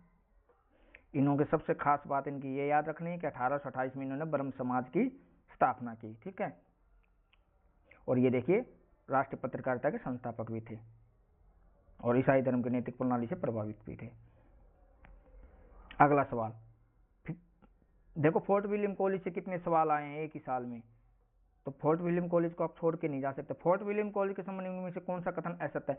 फोर्ट विलियम कॉलेज तो वैसे याद हो जाएगा आपको, 5-6 सवाल ऐसे करवा दे, फोर्ट विलियम कॉलेज को नहीं भी पढ़ के जाओगे तो भी आपका काम बन जाएगा। फोर्ट विलियम कॉलेज की ओर से उर्दू हिंदी गद्य का पुस्तकें लिखने की व्यवस्था हुई थी, वही बातें दोबारा पूछ ली गई। ये शायद सवाल रिपीट हो गया है, इसको आगे करते हैं। आगे अगला सवाल, हिंदी नवजागरण में महावीर प्रसाद द्विवेदी के योगदान का मूल्यांकन करते हुए ध्यान रखना चाहिए कि ये बात भी शायद, ये भी सवाल रिपीट हो गया। आगे चलते हैं, ये भी रिपीट हुआ है। हाँ, ये नया सवाल है। उत्तर आधुनिकता की प्रवृत्ति मानी जाती है, यानी कि ये क्या कह रहा है कि उत्तर आधुनिकता आप पढ़ के आए हो। अगर आप उत्तर आधुनिकता नहीं पढ़ के आए तो आप इस सवाल का जवाब नहीं दे सकते।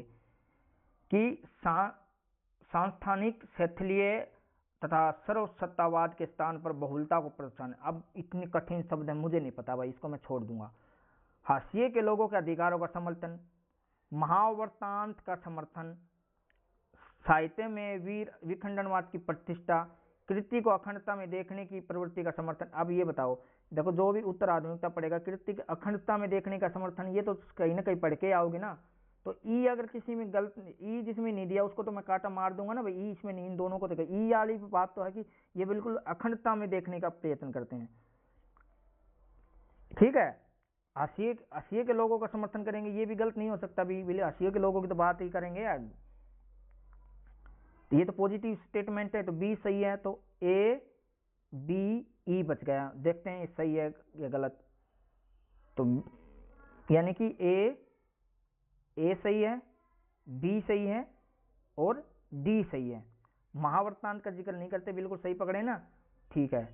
तो ये इसको पढ़ लिए एक्सप्लेनेशन। उत्तर आधुनिकता आपका पूरा याद हो जाएगा कि उत्तर आधुनिकता को पोस्ट मॉडर्निज्म बोलते हैं, ठीक है। ये इसके सही हैं। और इस अवधारणा की उत्पत्ति तीसरी दुनिया के गरीब देशों से निकारागुआ से हुई है, ठीक है, ये याद कर लेना। हाशिए के लोगों का अधिकारों का बात करता है, साहित्य में विरचनावाद विखंडनवाद की प्रतिष्ठा ये करता है।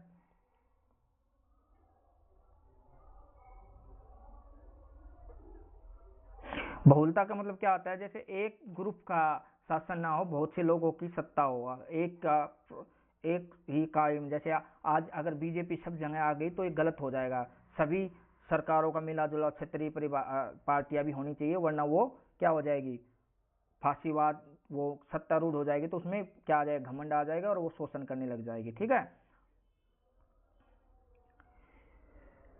प्रयोगवादी कवि ने जिस नए सत्य के शोध, अब ये क्या कह रहा है कि ये कह रहा है कि प्रयोगवाद आपको पता होना चाहिए। प्रयोगवाद कवि ने नए सत्य के शोध और प्रेषण के नए माध्यम की खोज की घोषणा की थी। वह सत्य इसी मध्यम वर्गीय समाज के व्यक्ति का सत्य था। अब इसमें कोई नेगेटिव चीज नजर आ रही है, कहीं भी नेगेटिव नहीं है। जब नेगेटिव नहीं आ रही तो इसको हम सही मान के चलते हैं, ये भाई बिल्कुल सही है। मध्यम वर्गीय समाज के सत्य की अभिव्यक्ति प्रयोगवाद में पहली बार हुई, ये थोड़ा सा गलत है। कोई चीज पहली बार इसी में हुई, ये गलत है ना। मध्यम वर्ग के समाज तो यार कबीर भी बोलते थे मध्य वर्ग के बारे में, तो पहली बार इसमें हुई, ये थोड़ा सा अतिशयोक्ति है। तो ए तो सही है, ए सही है। ए आर जिसमें ए सही है, तो जिसमें ए सही नहीं है उसको काटा मार दो। दोनों सही है, ये भी काट, दोनों आर सही हैं, दोनों सही है, ये तो बिल्कुल हो ही नहीं सकता। ए और दोनों सही, आर से की व्याख्या ये तो हो ही नहीं सकता। ए आर दोनों सही हैं, आर ए की सही व्याख्या नहीं है, यही हो गया मेरे हिसाब से, यही होना चाहिए। सी, ए सही है लेकिन आर सही नहीं है, ठीक है, इसका ये आंसर यही है। ये एक्सप्लेनेशन भी पढ़ जाना। फिर ये अगला सवाल क्या कह रहा है, ये अगला सवाल भी कह रहा है कि अगर रामचंद्र शुक्ल का इतिहास पढ़ के आओगे तो इस सवाल को सही, भारतेंदु युग है, भारतेंदु हरिश्चंद्र किस्म ने कथन हुआ, ये बिल्कुल रामचंद्र शुक्ल की किताब से उठा लिया गया है सवाल IGT। भारतेंदु ने कालचक्र शीर्षक से अपने इतिहास जर्नल में 1873 में नोट किया, हिंदी नई चाल में ढली। बिल्कुल रामचंद्र शुक्ल का दूसरा इतिहास जब भारतेंदु युग के बारे में उन्होंने जब जिक्र कर रखा, उससे अगले पेज में ही ये बात लिखी गई है, ठीक है। तो 1873 में हिंदी नई चाल में ढली, ये बात बिल्कुल लिख रखी है। आप जाओ और पुस्तक खोल लो, अभी वीडियो चल रही है तो अभी आप देख लोगे। भारतेंदु हरिश्चंद्र ने काशी में आर्य नागरिक समाज के नामक संस्था स्थापित किया, अभी इसको बारे में रुक देने। भारतेंदु हरिश्चंद्र ने आनंद रघुनंदन नाटक लिखा, ये देखो, ये कह रहा है कि बी ऑप्शन का तो नहीं पता, ये तो पता होगा ना कि आनंद रघुनंदन उनका नहीं है, ये तो एक महाराज के द्वारा लिखा गया एक नाटक है, ये इनका तो है नहीं। आनंद रघुनंदन इसका नहीं है, तो ये कह रहे हैं कि अगर नहीं है तो सी तो हो ही नहीं सकता, तो सी जिसमें इसको काटा मारो, बी नहीं हो सकता, ऑप्शन डी नहीं हो सकता क्योंकि इसमें सी आ गया, ऑप्शन सी भी नहीं हो सकता क्योंकि इसमें सी आ गया। फिर क्या बच गया, ए डी ई, ठीक है। तो ऐसे सवालों को आपको हल करना है। तो क्या बच गया, ए डी ई किस में, ऑप्शन ए में। तो ठीक है, ये सवाल इसका एक्सप्लेनेशन पढ़ लेना। चलिए आगे चलते हैं। जो अपने धर्म से हीन पाप में गड़े रहते हैं, वो माता पिता के हित की बात को नहीं सुनते हैं, सबसे बैर करते हैं। ऐसे जो पापी जन हैं, जो महारडे रवानी दक्षिण द्वारा जा नरक में पड़ते हैं। यह गदखंड खड़ी बोली के किस आरंभिक, अब देखो, जब रामचंद्र शुक्ल इतिहास को उदाहरणों से गद्य का वहां पर आते हैं ना, तो वहां ब्लैक अक्षरों में बिल्कुल वो दिखा रखा है, उसको हम हल्के में छोड़ के ऐसे पढ़ते नहीं, छोड़ते ही उदाहरण का क्या पढ़ना, ये उसी से पूछ लिया गया। भाई ऐसी बोली का कौन प्रयोग कर रहा है, ऐसी बोली ऐसे शब्दों का प्रयोग कौन कर रहा है, देखा, महाराडे शब्द ऐसे, नरक ऐसे ऐसे शब्दों का प्रयोग कौन कर रहा है। तो क्या इंशाल्लाह खा कर रहे हैं सदा सुख साल नियाज या सदल मिस्र या लल्लूलाल, ठीक है। तो ये बिल्कुल ब्लैक ब्लैक अक्षरों में रामचंद्र शुक्ल ने अपने कुछ उदाहरण बता रहे, उसी से पूछ लिया गया। तो ये कौन है, सी, सदल मिस्र ऐसी भाषा का प्रयोग करते हैं, ठीक है। ये एक्सप्लेन भी पढ़ लेना, ये इनमें से सवाल टकराते रहे। अब ये अगला देखो, ये अगर ये कह रहा है कि आत्मचेतस कौन ज्यादा प्रयोग करता है अपने इतिहास में, अगर ये भी पता होता तो भी आप इसको ठीक कर देते, क्योंकि आत्मचेतस शब्दों का प्रयोग कौन करता है। मैंने पहले आपको कितनी अपने लेक्चरों में बता रहा कि आत्मचेतस, काव्य चेतस कौन है, ये ऐसे विभाजन कौन करता है, बच्चन सिंह, ठीक है। तो बच्चन सिंह करता है, तो इसी से पकड़ जाओ आप, सवाल तो पढ़ने की जरूरत भी नहीं है। और सामंतवाद किसकी साहित्य में दिखाई देता है, सामंतवाद, वो भी बच्चन सिंह का। तो इसका तो सीधा ही उत्तर है, आत्मचेतस भाव का संपूर्ण भारतीय नवजागरण में है, यही चेतना भारतीय अस्मिता, सांस्कृतिक अस्मिता की पहचान है।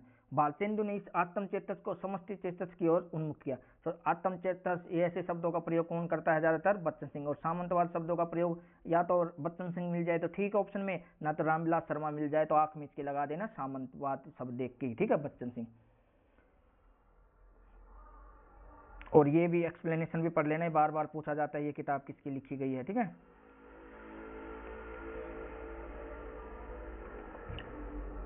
अगला सवाल, अब देखो, अब भी अब नहीं कर पाओगे ना, ये देखो यहाँ एक शब्द आ गया सामंतवाद, तो समझ जाना ये भी कहीं ना कहीं बच्चन सिंह की किताब से लिया गया है। तो ब्रह्म समाज के बारे में उपयुक्त कथन नहीं है। ब्रह्म समाज की अंतर्वस्तु मूलतः सामंतवाद और उपनिषदवाद के समर्थन में हुई थी। बता, सामंतवाद से इससे इतना लेना देना, तो ये ठीक लग रही है, थोड़ी चीजें ठीक लग रही है, गलत नहीं है बिल्कुल। ब्रह्म समाज मूर्ति पूजा, छुआछूत, जाति प्रथा और धार्मिक कटुता का विरोधी था। हाँ बिल्कुल बिल्कुल यार, इसी के लिए तो ब्रह्म समाज बनाया था। तो बी सही है, तो जिसमें बी सही नहीं उसको काटा मारो कि भाई मैं डी ऑप्शन नहीं करूंगा क्योंकि इसमें बी नहीं सही बताया गया, इसमें बी सही नहीं बताया गया, इसमें बी सही नहीं बताया गया। तो ऑप्शन क्या बच गया, सी ऑप्शन बच गया। तो इसका फिर तो बाकी तो चीज ठीक हो ही जाएंगी। B D E, B D E सही है। तो देखते हैं ये सही है क्या, देखा। तो ये भी एक्सप्लेनेशन पढ़ जाओ, आपका पूरा आराम से रुक के वीडियो को पॉज करके इसको आराम से पढ़ो, यही पूछा जाता है।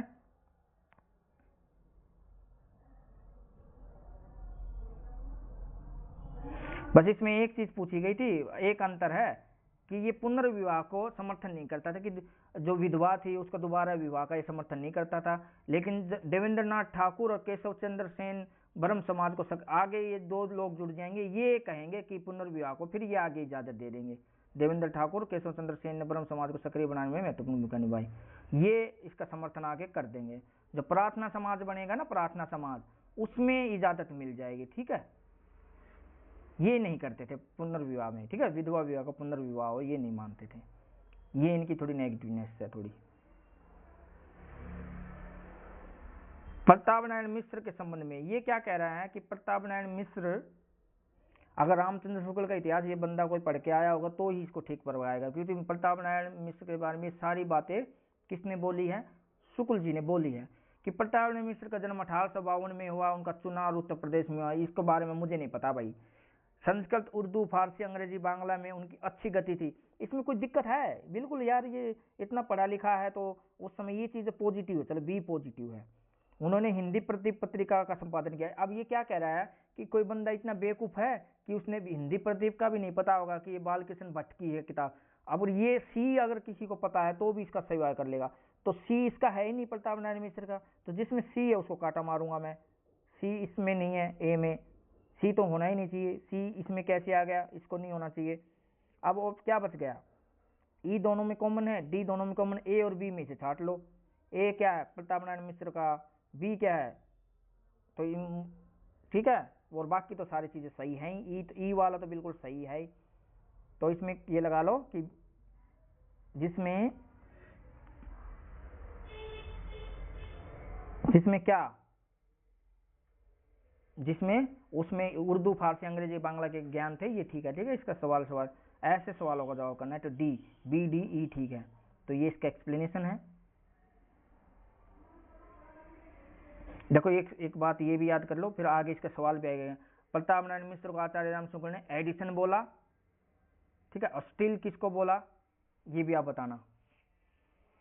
प्रताप नारायण मिश्र ने बालकृष्ण, ये वहाँ जिक्र करते हैं ना, प्रताप नारायण मिश्र को एडिशन बोला, तो स्टील किसको बोला, ये आगे सवाल आएगा। और आप कमेंट बॉक्स में भी आप लिख देना।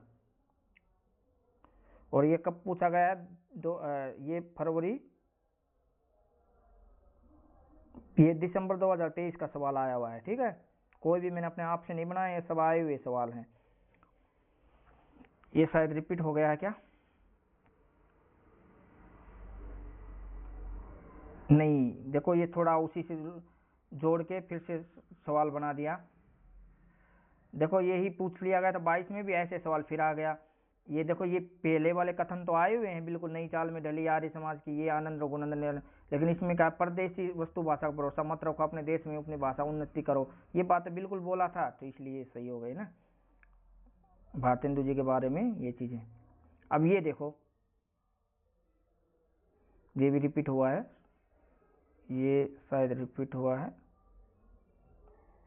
अब देखो इस सवाल से मैं आपको क्या समझाना चाहता हूँ। ये सवाल देखिए, रामविलास शर्मा की निम्नलिखित रचनाओं को प्रथम प्रकाशन के अनुसार पहले के बाद में बताओ। यानी कि ये कह रहा है कि रामविलास शर्मा की पुस्तक है, बताइए कौन सी पुस्तक पहले लिखी गई, कौन सी बाद में। तो ये एक किताब है भाषा और समाज, अगर किसी को पता है कब लिखी गई थी, और भारतेंदु हरिश्चंद्र उनकी पुस्तक है, और महावीर प्रसाद द्विवेदी हिंदी नवजागरण, निराला की साहित्य साधना, 2 भागों में, ये 2 बटे। मेन किताब ये है कि भाषा और साहित्य, अगर आपको ये पता है, और निराला की ये पुस्तक है, तो ये थोड़ा सा, ये ऐसे सवालों को आप, ये तथ्यात्मक सवाल है, इसको तो आप पढ़ना ही पड़ेगा। ठीक है, तो इसको ऐसे करो कि इसको ये याद कर लो कि भारतेंदु युग और हिंदी भाषा के विकास की किताब इन्होंने 1942 में लिखी, रामविलास शर्मा ने। भारतेंदु हरिश्चंद्र नाम की किताब इन्होंने 1953 में लिखी। भाषा और समाज इनकी फेमस किताब है 1961 में। निराला साहित्य की साधना भाग, ये भी बहुत फेमस किताब है 1972। और महावीर प्रसाद द्विवेदी हिंदी नवजागरण 1973 में लिखी। तो पहली किताब ऐसे याद कर लेना। ठीक है, इन सवालों को तो डायरेक्ट याद ही करना पड़ेगा, कोई ऑप्शन नहीं है। अब ये देखो, इस सवाल से आप क्या समझोगे, 1857 के प्रथम स्वतंत्रता संग्राम के पूर्व हुए विद्रोह का पहले के बाद बताइए। यानी कि ये कह रहा है कि आप हिंदी साहित्य नहीं भी पढ़ के आए हो, लेकिन आपने कभी इतिहास भी पढ़ा होगा, तो इतिहास में आपको ये पता है कि जो सन्यासी विद्रोह सबसे पहला हुआ था, 1857 की क्रांति से पहले ही एक विद्रोह हुआ था, सन्यासी विद्रोह। तो जिस ऑप्शन में सन्यासी पहले होगा, मैं तो उसी को ठीक मानूंगा, बाकी किसमें नहीं मानूंगा। ठीक है, तो इसका ऑप्शन क्या थे, उसके ऑप्शन ये थे कि इसके ऑप्शन ये थे। अब सन्यासी किसी ऑप्शन में है, बी में। जिसमें बी नहीं है मैं उसको काटा मार दूंगा कि बी इसमें नहीं है। बी किसमें नहीं है, इसमें नहीं है, इसमें नहीं है। तो अब बच गया ये सी, इसमें से जो भी आपका सही होगा तो उसको आप ठीक कर दोगे। तो इसका ये एक्सप्लेनेशन पढ़ लीजिए। सबसे पहले कौन सा हुआ, सबसे पहले सन्यासी विद्रोह हुआ 1776 में। उसके बाद रामसो विद्रोह हुआ 1822 में। सावंतवाड़ी विद्रोह 1844 में। संथाल विद्रोह जो फेमस है 1855 और 56 में। और केरल में किसान विद्रोह 1921 में हुआ। तो इनको भी याद कर लीजिए, ये पूछा जाता है। आप ये सोचो कि विद्रोह का हिंदी साहित्य में ये विद्रोह इसलिए आया कि 1857 की क्रांति इसी के कारण तो हुई। ये सब चीजें हो रही थी धीरे धीरे, फिर इनका बड़ा विस्तृत रूप 1857 में हुआ। तो इससे पहले छुटमुट हो रहे। अब ये किताब क्यों पूछी गई है, क्योंकि रामचंद्र शुक्ल इनका खास नाम लेकर इस किताब का जिक्र करते हैं। इतिहास तिमिर नासिक पुस्तक के लेखक कौन है, इतिहास तिमिर नासिक पुस्तक के लेखक कौन है, बताइए।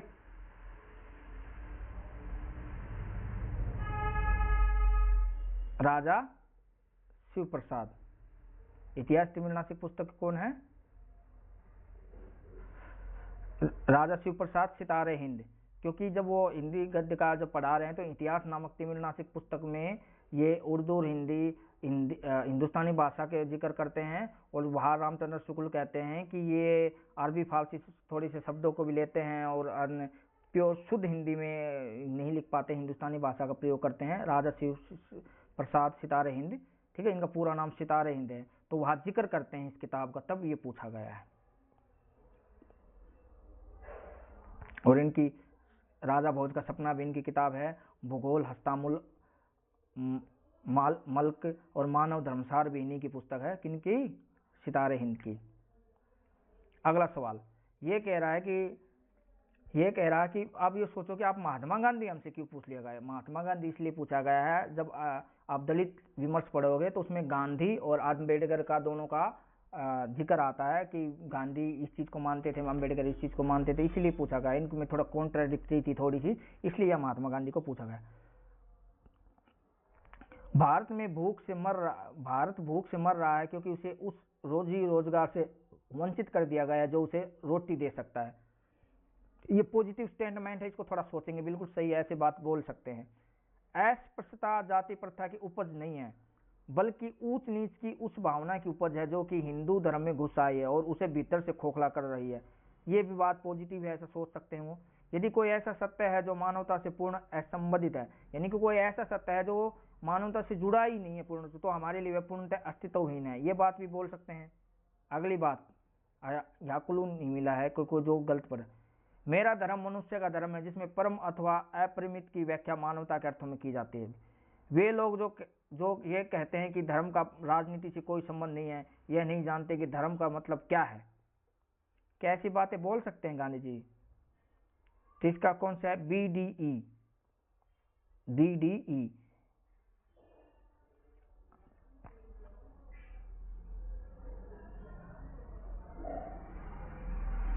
तो वो ये क्या चाहते थे कि आपको ये पता हो कि ये स्टेटमेंट अगर आपको पता है तो भी आप इसको ठीक कर जाओगे, ठीक है, क्योंकि ये चाह रहे थे कि महात्मा गांधी का बोला हुआ खास कथन है कि अस्पृश्यता जाति प्रथा की उपज नहीं बल्कि उस नीच की उस भावना को हिंदू में घुसाई थी, ये चीजें उनकी बोली हुई है, ठीक है। तो सी ऑप्शन है, सी यानी कि BDE, ठीक है, यानी कि बी सही है, यानी कि ये सही है बी।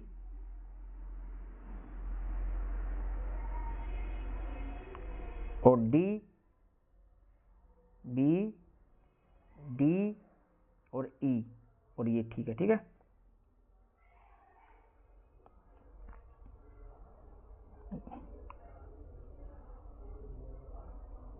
अगला सवाल,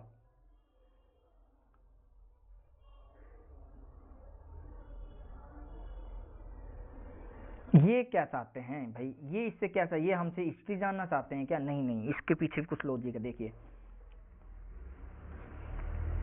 ये सवाल पूछा गया कि निम्न में राजनीतिक घटनाओं को पहले से बाद में बता। भाई इनमें से कौन सी पहले घटी? देखो अगर किसी ने कभी भी इतिहास पढ़ा होगा तो उसको ये तो पता है कि असहयोग आंदोलन का आरंभ, भाई असहयोग आंदोलन तो 1921 में हुआ था। बंगला विभाजन की घोषणा 1905 में हो गई थी। तो असहयोग आंदोलन से पहले क्या नहीं हो सकता? बंग विभाजन से पहले असहयोग आंदोलन नहीं हो सकता। तो ई से पहले डी किसी में है? ई से पहले डी किसी में है? ये तो नहीं हो, यहाँ ये ट्रिक तो नहीं है। तो लेकिन इतना तो पता है कि बंग विभाजन की घोषणा, सार्वजनिक गणपति पूजा का आरंभ, अखिल भारतीय मुस्लिम लीग की स्थापना सबको पता है कब हुई थी, ये 1906 में, ठीक है। तो ये चीजें हैं। तो बंग विभाजन की घटना सबसे पहले हुई होगी, ये तो आपको पता ही होगा। असहयोग आंदोलन, अगर ई पहले और डी बाद में दे रखा है वो तो ऑप्शन बिल्कुल ठीक होगा। तो ई पहले डी बाद में इसमें दे रखा है, ठीक है, इसमें भी बाद में दे रखा है, इसमें भी दे रखा है, ये तो इससे तो बात बनेगी नहीं। तो हमको पता है कि 2 बार मुस्लिम लीग की भी पता होना चाहिए, तभी हम सार्वजनिक निपुण। तो ये इसका चेहरा कि 2 या 3 ऑप्शनों का भी पता होगा तो हो जाएगा। एक तो बंग विभाजन का पता होना चाहिए। सार्वजनिक गणपति पूजा का आरंभ किसी को नहीं पता था, कितना भी यूपीएससी की भी तैयारी कर रहा हो, लेकिन इसका तो पता है बंग विभाजन 1905 में। अखिल भारतीय मुस्लिम की स्थापना 1906 सबको पता है। हिंदू महासम्मेलन 1915 में, और ये असहयोग आंदोलन 1920 में चला था, ये पता है। तो ये 2 ऑप्शन, 3 ऑप्शन और 5 ऑप्शन अगर किसी को पता है तो ठीक हो जाएगा, ठीक है। तो ये यही चाह रहा था कि ये इसको पता हो, एक तो 5 में से 3 चीज पता हो तो इसको ठीक कर जाओगे। अब ये देखिए, जब आप अपने को राजनीतिक अधिकारियों की तुलना पर कमजोर पाते हो तो आप सामाजिक व्यवस्था भी अच्छी नहीं कर बना सकते। और जब तक आपकी सामाजिक व्यवस्था तर्क और न्याय पर आधारित नहीं है तब तक आप राजनीतिक अधिकारों का उपयोग करने के योग्य नहीं हो। यह कथन किस समाज का सुधारक ने बोला है? बताइए भाई। किस समाज सुधारक ने बोला है ऐसी बातें?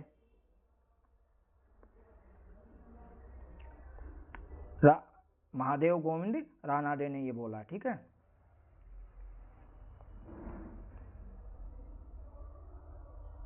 अब ये देखिए, फिर से फोर्ट विलियम कॉलेज पे सवाल आ गया। अब की बार नया तथ्य क्या आया है, और ये भी सीधा किससे आ गया है, ये भी रामचंद्र शुक्ल के इतिहास से आया है। इसमें एक बात बोली गई है कि जॉन गिलक्राइस्ट हिंदुस्तानी विभाग के प्रोफेसर नियुक्त थे, ये नई बात आई है इसमें। और एक नई बात ये आई है जो पिछले सवाल में नहीं थी, कि इन सल्ला खान ने रानी केतकी की कहानी लिखी। बस ये अगर तुमको पता है डी और ई सही है तो आप इसको सही कर जाओगे, ठीक है। तो इसका ऑप्शन क्या है, इसका बी यानी कि डी सही है, ठीक है, डी सही है। तो ये बातें इसमें इसको आप देख लीजिएगा। तो इससे आपका फोर्ट विलियम कॉलेज से संबंधित सारे तथ्य आपके सही हो गए।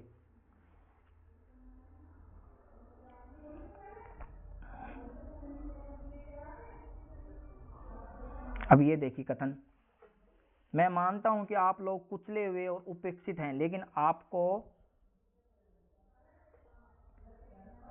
आपको अपनी इस ताकत का एहसास होना चाहिए कि अगर आप चाहे तो प्रशासन की इस मशीन का चलना असंभव बना सकते हैं। यह आप ही लोग हैं जो रेलों और टार घरों को चलाते हैं। यह कथन यानी कि जनता को जागरूक कर रहा है कि आप ये सब छोड़ दीजिए, तब आप ये चीजें कर पाएंगे। तो ऐसे क्रांतिकारी भाषण कौन सा सके, विपिंदर पाल या अरविंद घोष या गोपाल कृष्ण गोखले या बाल गंगाधर तिलक? तो इसका कौन है, ऐसे क्रांतिकारी बात कौन बोल सकते हैं, बाल गंगाधर तिलक ही बोल सकते हैं, ठीक है। अब ये देखिए, फिर कह रहा है कि रामचंद्र शुक्ल नहीं पढ़े क्या होगे, तो इसको नहीं कर पाओगे। तो क्या सवाल है कि रामचंद्र शुक्ल ने सरस्वती में प्रकाशित निम्नलिखित कहानियों को मार्मिकता की दृष्टि से भाव प्रधान कहानी के रूप में माना। भाव प्रधान, अब ये क्या कह रहा है, कौन सी किसमें भाव प्रधान है? क्या इंदुमती में भाव प्रधानता है? देखो, दुलाई वाली बंग महिला, इसमें भावता है या नहीं है? बिल्कुल। खुद का 11 वर्ष समय का रामचंद्र शुक्ल प्रथम उसमें तो मानते हैं, लेकिन भाव प्रधान तो नहीं मानते ना। पंडित और पंडितानी ये भी भाव प्रधान है। अब देखो, आप बताओ वो खुद की रचना को मानेंगे, तो इसके कौन सा ऑप्शन है? इसका ऑप्शन क्या है, इसका सवाल डी यानी कि ए सी डी, ए सी और डी, यानी इंदुमती किशोरीलाल गोस्वामी को भाव प्रधान रचना मानते हैं, और सी दुलाई वाली, तो देखो दुलाई वाली तो है भाव प्रधान बंग महिला, और 11 वर्ष का समय रामचंद्र शुक्ल की, इसमें भाव प्रधानता है और माध्यमिकता भी इसमें छुपी है, ठीक है। तो ए सी डी यानी कि इसका ऑप्शन डी सही है। ये जून 2024 में पूछा गया पहली शिफ्ट में, जो कि री एग्जाम हुआ था, उसमें पूछा गया सवाल है। आगे बढ़ते हैं, ये एक्सप्लेनेशन पढ़ लीजिए वीडियो को पॉज करके। अगला सवाल, आधुनिकता के संदर्भ में कौन सा कथन सत्य है? यानी कि इसको अगर आप आधुनिकता पढ़ने जा रहे हो और आधुनिकता देखना, आपने एक चीज नोटिस की है, मैंने कोई भी सवाल ऐसा नहीं उठाया है इसका पात्र कौन सा, इनमें से नहीं, उनमें से कौन सा पात्र नहीं है। इसको कोई भी पढ़ सकता है भाई, पढ़ लो। लेकिन आप जब हिंदी साहित्य से जुड़े हुए 150 सवाल देखोगे, तो 150 में वो 50 ही सवाल होते हैं रचनाओं के, और आप सोचते हो कि जबकि 100 के लगभग ऐसे सवाल होते हैं और आप उसको गिनती नहीं कर पाते हो। और जब यही आपका जेआरएफ करवाते हैं, ठीक है, तो इन सवालों को आपको करना ही पड़ेगा, तभी आपका जेआरएफ निकलेगा। आधुनिकता के संदर्भ में कौन सा कथन सत्य है? यानी कि ये चाह रहा है कि आधुनिकता के बारे में आपको पता होना चाहिए, आप थोड़ा बहुत तो जानते हो।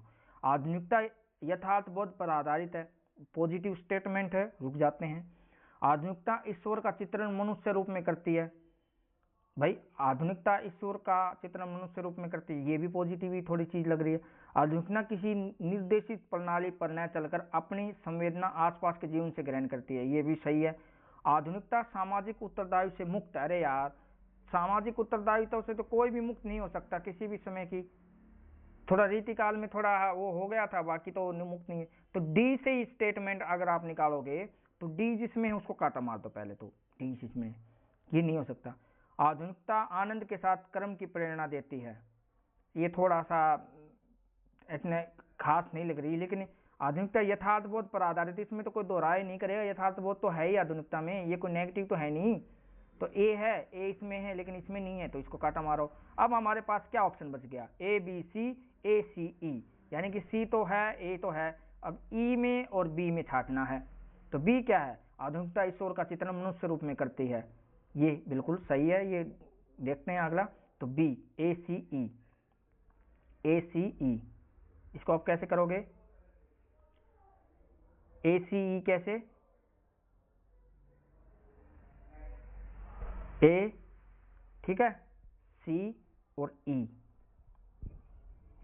क्योंकि मनुष्य ईश्वर को मनुष्य रूप में ऐसा नहीं करता, लेकिन ये खास है कि आसपास की संवेदना लेता है, और ई इसलिए ठीक है, प्रेम की प्रेरणा तो देता है, आनंद के साथ प्रेरणा देता है, ठीक है। तो ये आधुनिकता आपकी पूरी हो जाएगी। ये चाह रहा था कि अगर किसी को ये भी पता है तो भी वो कर लेगा, ये स्टेटमेंट अगर किसी को पता है तो भी इस सवाल को कर लेगा कि आधुनिक यथार्थवाद पे बोधित है, आधुनिक किसी निर्देशित प्रणाली पर न चलकर अपनी संवेदना आसपास के जीवन से ग्रहण करती है, आधुनिकता आनंद के साथ क्रम देती है, ठीक है, क्रम पर प्रेरणा लेती है, प्रेरणा यानी मोटिवेशन लेती है। अगला सवाल, आचार्य रामचंद्र शुक्ल ने आधुनिक काल के किन दो निबंधों का स्टिल और एडिशन, मैंने बताया था ये आगे एक सवाल आएगा, आप देखते हैं आपकी कितनी याददाश्त है। एडिशन तो आपको पता चल गया था किसको बोला था, एडिशन किसको बोला था, प्रताप नारायण मिश्र को। तो बच कौन गया, बालकृष्ण भट्ट, स्टिल बच गए। तो जैसे अंग्रेजी में एडिशन महोदय हैं, उसी प्रकार हिंदी में प्रताप नारायण मिश्र हैं। जिस प्रकार अंग्रेजी में स्टिल लिखते हैं कवि, उसी प्रकार बालकृष्ण, जैसे गद्यकार स्टिल है, उसी प्रकार बालकृष्ण भट्ट हैं। तो स्टिल बालकृष्ण भट्ट, एडिशन प्रताप नारायण मिश्र, ठीक है। अब ये कुछ निबंध भी याद कर लो कि बालकृष्ण भट्ट के कुछ निबंध है जिसको बार बार परीक्षा में पूछा जाता है। आत्म गौरव इनका निबंध पूछा जाता है, और चंद्रोदय, माता का स्नेह, ठीक है, स्नेह। अब अगला देखो, इनके भी कुछ याद कर लीजिए, प्रताप नारायण मिश्र के हर बार परीक्षा में पूछे जाते हैं। प्रताप नारायण मिश्र के कुछ निबंध है जो बार बार, एक तो धोखा, ठीक है, आप, इनका पूछा जाता है बार बार, आप और बात और भो, ये बार बार पूछी जाती है, ठीक है, ये निबंध बार बार पूछे जाते हैं इनके। निम्नलिखित निबंधकारों को जन्म के अनुसार सही आरोही क्रम में बताइए, यानी कि किसका जन्म पहले हुआ। तो ये चाह रहा है कि देखो, अगर कोई भी हिंदी साहित्य का लगातार पढ़ने वाले, उसको ये तो पता होगा कि नामवर सिंह बिल्कुल नए नए हैं, और रामचंद्र शुक्ल भारतेंदु से पहले हो नहीं सकते। तो जिसमें सी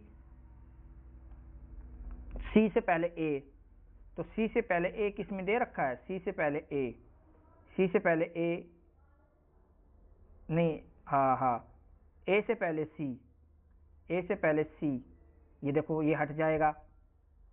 और नामवर सिंह को डी, बिल्कुल नए नए नाम हैं, डी से पहले आ ही नहीं सकता, नामवर सिंह तो बिल्कुल नए नए हैं, आलोचक हैं। तो डी किसी में पहले है सबसे ज्यादा पहले, तो डी विद्यानिवास मिश्र से भी पहले डी का इसका स्थान। नामवर सिंह को रामचंद्र शुक्ल से पहले दिखाया गया है, डी को सी से पहले। तो ऐसे सहायता करते हुए आपको चलना है। सबका जन्म बिल्कुल नहीं पता हो, लेकिन किसका पहले जन्म है ये तो सबको पता हो। ये कुछ फेमस नाम है, रामचंद्र शुक्ल और भारतेंदु युग और नामवर सिंह, अगर इनका भी नाम पता है तो आप निकल जाओ। देखो आप इनके निकलना, देखो सबको पता है कि फेमस नाम है, तो कि भाई भारतेंदु का जन्म 1850 में हुआ, उसके बाद मुझे नहीं पता था सरदार पूर्ण सिंह का जन्म, लेकिन फिर भी मैं उसको ठीक कर गया। रामचंद्र शुक्ल का जन्म 1884 में होता है, लेकिन मैंने एक बात बताया था कि नामवर सिंह बिल्कुल नए हैं। अगर जिसने ये भी पता होगा तो भी सवाल ठीक कर देगा। ये ऐसे सवाल हल किए जाते हैं, ठीक है भैया। तो आचार्य रामचंद्र शुक्ल का जन्म कब हुआ, 1884 में, ऐसे पढ़ना होता है। बुद्धिजीवी वर्ग वह है जो कि दूरदर्शी होता है, सलाह दे सकता है और नेतृत्व दान कर सकता है। उपरोक्त पंक्ति किस महापुरुष की है, यानी कि ये कह रहा है कि भाई आप ये बताइए कौन बोल सकते, डॉक्टर भीमराव अम्बेडकर, महावीर प्रसाद देवी, आचार्य रामचंद्र शुक्ल। तो ये तो इनसे तो कोई लेना देना नहीं है इतना ज्यादा, क्योंकि ये कुछ ऐसी स्टेटमेंट है जो किसी वाद से पूछी जा रही है, या अस्तित्ववाद या स्त्रीवाद, तो ये ज्यादातर या तो डॉक्टर अम्बेडकर की होती है या मदन मोहन मालवीय की हो सकती है। तो किसकी स्टेटमेंट है भाई? ए, ये डॉक्टर भीमराव अंबेडकर की स्टेटमेंट है कि बुद्धिजीवी दूरदर्शी होता है या तो लीडरशिप कर सकता है। ठीक है, तो भीमराव अंबेडकर की सलाह है। अब ये देखो, न्यू क्रिटिसिज्म, नई समीक्षा के बारे में है कि भाई नई समीक्षा के बारे में बंदे को पता है या नहीं, जो UGC net, JRF, TGT, PGT या प्रोफेसर बनने जा रहा है, तो उसको ये पता है या नहीं नई समीक्षा के बारे में थोड़ा बहुत। नई समीक्षा के संदर्भ में कथन सही नहीं है। नई समीक्षा में स्वच्छंदवादी प्रवृत्तियों का विरोध करते हुए पलायनवादी और भावुकतापूर्ण वृत्ति का भी तिरस्कार है। पॉजिटिव चीज है, तो इसमें तो ये पूछा नहीं है। नई समीक्षा ने विक्टोरियन नैतिकता को सहायता की मूल वृत्ति माना है। विक्टोरियन की नैतिकता को इसमें नहीं तो पूछा गया, ये ही थोड़ी चीज अजीब सी लग रही। चलो आगे बढ़ते हैं, कौन सी हो सकती है। नई समीक्षा रचनाओं को एक भाषिक संरचना के रूप में देखती है, ये तो बिल्कुल पॉजिटिव लग रही है। तो इसमें तो ये तो है ही पॉजिटिव लग रही है, लेकिन इसमें तो नेगेटिव ढूंढना है ना। नई समीक्षा आलोचकों की जिम्मेदारी की खिलाफ, तो जब नहीं पूछा गया तो उसमें नेगेटिव ढूंढो, तो नेगेटिव जिसमें दिखाई दे तो वही है। ठीक है, तो इसका ऑप्शन कौन सा है? नहीं पूछा गया है, तो इसका ज्यादा लंबी वीडियो हो जाएगी, तो इसको मैं बता दिया कैसे, तो इसकी ये चीजें सही है। ठीक है, इसका एक्सप्लेनेशन पढ़ लेना, क्योंकि नहीं इसमें नहीं पूछा, मैंने बता दिया ना, विक्टोरियन पे आके रुका था ना। विक्टोरियन नैतिकता को साहित्य अनुमूल तुम्हारे, ये बिल्कुल नहीं है नई समीक्षा की। नई समीक्षा आलोचक की जिम्मेदारी किसी कलावर्तों को, ये इसका नहीं है, ये भी नेगेटिव चीज है, ये भी नेगेटिव चीज है। नई समीक्षा के भाषण यही नेगेटिव चीज है। ठीक है, निम्न में से कौन सा कथन असत्य है? ये यही ध्यान देना है भाई, क्या पूछा गया है, सत्य या असत्य? तो यहाँ ध्यान देना, असत्य पूछा गया है। तो असत्य पूछा गया तो वो बिल्कुल नेगेटिव चीज होगी, वो उससे संबंधित होगी नहीं। तो दलित चेतना और नारी चेतना में समानतंत्र भारत के 90वें दशक में आंदोलन का रूप धारण किया, बिल्कुल सही है, तो ये तो सत्य है। हिंदी दलित लेखक में महिला रचनाकारों की समस्या केंद्र में है, बिल्कुल है, महिला दलित कार्यों की रचना है। प्रत्येक व्यक्ति का एक मत सिद्धांत नारी सशक्तिकरण और दक्षिण सशक्तिकरण के मूल में है, ये ऐसे तो नहीं हो सकता। स्वाधीन भारत में शिक्षा के प्रचार पर नारी चेतना के आंदोलन में अपनी उल्लेखनीय भूमिका, ये तो पॉजिटिव चीज है ना, ये असत्य कैसे हो सकता है भाई? स्वाधीन भारत में असत्य पूछा है, नेगेटिव तो हो नहीं सकता, तो डी तो हो ही नहीं सकता। अब इसने डी माना है, ये गलत। 90वें दशक में हुई, ये भी ठीक बात है, तो ए जिसमें नहीं है ये हटा दो। अब क्या बच गया? ई दोनों में कॉमन है, बी और सी में से कॉमन बच गया, तो इसी में से आपको उत्तर मिल जाएगा, ए। ठीक है, मैं आपको प्रश्न नहीं करवा रहा हूं, मैं आपको सोल्व करना सिखा रहा हूं, किस प्रकार आप हल कर सकते हैं। थोड़ा ज्ञान है तो भी आप अपने कॉमन सेंस से प्रयोग करके आप कैसे नहीं। अब ये देखो, ये सवाल क्यों पूछ लिया गया, ये भी रामचंद्र शुक्ल की किताब पढ़ते हो ना, तो उसमें जिक्र करते हैं इनका। किस किस अखबार का जिक्र करते हैं ये? एक तो सुधाकर अखबार का जिक्र करते हैं, और एक बनारस अखबार का, और प्रजा हितैषी का, लक्ष्मण सिंह का। इसीलिए और ज्ञान प्रदायिनी पत्रिका भी जिक्र करते हैं, इसीलिए पूछ लिया गया कि कौन से का प्रकाशन पहले हुआ। ठीक है, चलिए इसको भी आप देख लीजिए, इसको सीधा याद कर लो कि बनारस अखबार कब निकला। बनारस 1845 में, जब राजा शिव प्रसाद सितारे हिंद का जिक्र करते हैं तो वह बनारस अखबार का जिक्र करते हैं। जब वही आसपास ही, उन्हीं के आसपास ही बाबू तोताराम का जिक्र करते हैं रामचंद्र शुक्ल, तो वह सुधाकर के बारे में जिक्र करते हैं। राजा लक्ष्मण सिंह का भी जिक्र करते हैं। जब उर्दू हिंदी भाषा का जो वाद विवाद चलता है तो प्रजा हितैषी का जिक्र करते हैं, तो ये पूछ लिया गया। अब इनका भी इसलिए ज्ञान प्रदायिनी पत्रिका नवीन चंद्र रॉय की बात करते हैं, तो ये पूछ लिया। ये दो नई चीज जुड़े हैं, बाकी तीनों का जिक्र वो एक ही पेज पर कर रहे हैं। भारतेंदु ने तदीय समाज की स्थापना की होगी, कब की? भारतेंदु ने तदीय समाज की स्थापना कब की? ये तदीय समाज है, भारतेंदु जी ने तदीय समाज की स्थापना कब की?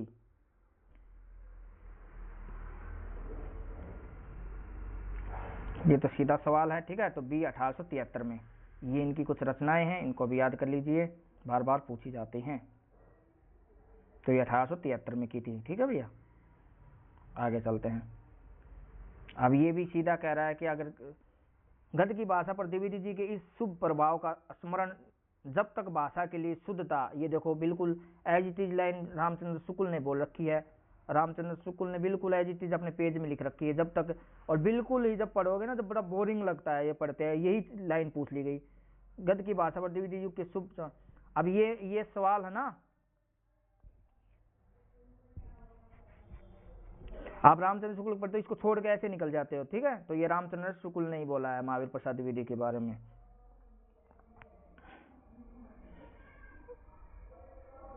खड़ी बोली के गद्य के विकास के संबंध में निम्न कथनों का कारण बाद में पहले कर्म व्यवस्थित कीजिए। तो ये कह रहा है कि भाई एक बात बताओ, तुम प्रोफेसर बनने जा रहे हो और आपको ये भी नहीं पता कि सबसे पहले तो कॉलेज ही बनेगा ना, पहले कॉलेज बनेगा, पहले तो कॉलेज बनेगा, तभी तो लल्लू वगैरह ये आएंगे। चलो ये भी ठीक है। फिर ये राजा शिव प्रसाद, लेकिन ये भी तो पता करना चाहिए कि शिव प्रसाद सितारे हिंद भी तो काम कर रहे थे। आगरा में स्कूल बुक की सुताई, वो कह रहे हैं कि लल्लू जी का प्रेम सागर की रचना की, ये ठीक है, लेकिन फोर्ट विलियम कॉलेज को तो बसा दो पहले। तो पहले ए और डी जिसमें होना चाहिए, ए और डी अगर साथ में तो ठीक है, लेकिन इन्होंने अगर ये कर दिया कि पहले इसको ये बसा दिया, ये कर दिया, तो राजा शिव प्रसाद सितारे हिंद तो पहले से काम कर रहे हैं ना। अभी आपने जिक्र देखा होगा, देखिए अभी राजा शिव प्रसाद सितारे हिंद का बनारस अखबार देखा होगा, कब निकला था। अभी देखो मैंने अपने पीछे का सवाल अगर किया हुआ, बनारस अखबार कब निकाला इन्होंने? 1845 में, 1845 में, 1845 में अगर बनारस अखबार निकला है। और फोर्ट विलियम कॉलेज कब बना था? सबको पता है, फोर्ट विलियम कॉलेज 1800 में बन गया था। तो फोर्ट विलियम कॉलेज से पहले तो ये हो ही नहीं सकता। तो सबसे पहले हम क्या करेंगे, फोर्ट विलियम कॉलेज को बिठाएंगे, ए को बिठाएंगे किससे पहले? ई से पहले।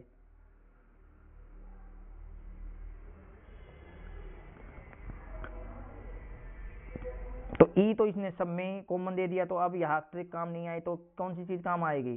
तो सबसे पहले काम आएगी कि फोर्ट विलियम कॉलेज को बिठाओ ए ऑप्शन में। लेकिन वो यहाँ कुछ टंस देगा, याद दे रहा कि 18 उद्दंत मार्तंड, सबको पता है कि फेमस है कि 1926 कि भी, ये सबको पता है, ठीक है। तो ये यही कहना चाह रहा था कि अगर छोटी छोटी चीजें अगर किसको पता, उद्दंत मार्तंड कब लिखा गया और बनारस अखबार कब निकला गया, अगर इन दोनों का भी पता है तो भी आप इसको ठीक कर ले जाओगे। चलो इसको देखते हैं।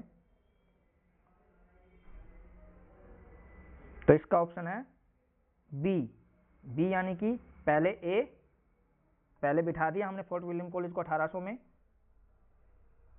सबसे पहला यही काम किया हमने, ए बिठाया। फिर हमने बिठाया बी, आगरा में स्कूल सोसाइटी की स्थापना की। फिर हमने बताया कि डी, प्रेम सागर, इसके समय आसपास ही प्रेम सागर की रचना करेंगे। फिर सी बिठाएंगे, उदंत मार्तंड को पहले स्थान देंगे, पहला क्योंकि हिंदी का पहला समाचार पत्र है। ई को लास्ट में स्थान देंगे ही, बनारस अखबार को, ठीक है, क्योंकि 1800 में स्थापना हुई, 1800 में स्थापना हुई, ठीक है। और लल्लू लाल जी ने प्रेम सागर 1810 में लिखा, और 30 मई 1826 में पत्र उदंत मार्तंड, और आगरा बुक सोसाइटी की स्थापना 1833 में हुई, और 1845 में बनारस अखबार निकला।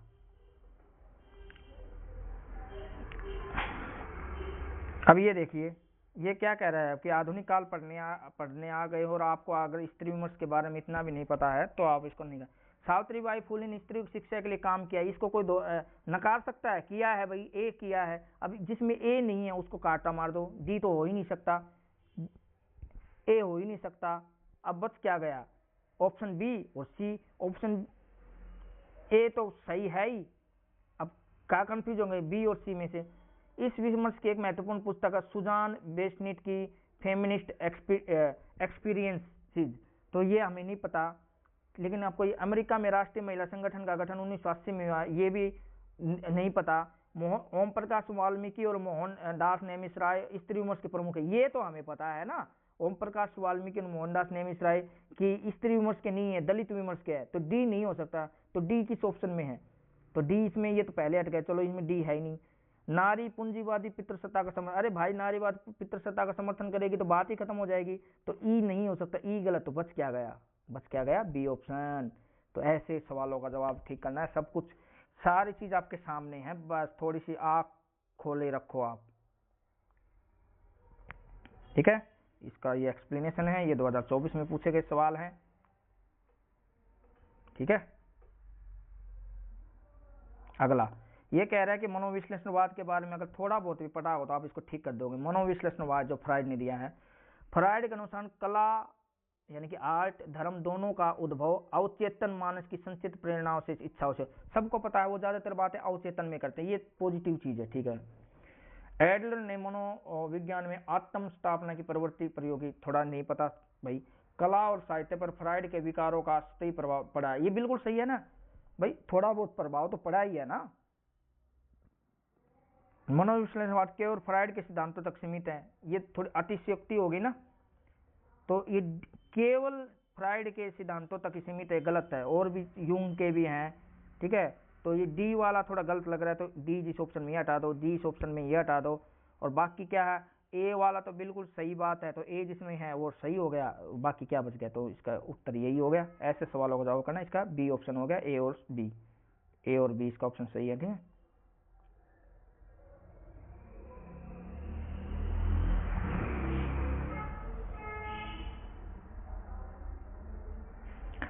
अब देखो, अब ये क्या चाह रहा था, ये बंदा आपसे 2024 में आपको फोकट के नंबर दे रहा था, उठाना चाह तो उठा सकते थे।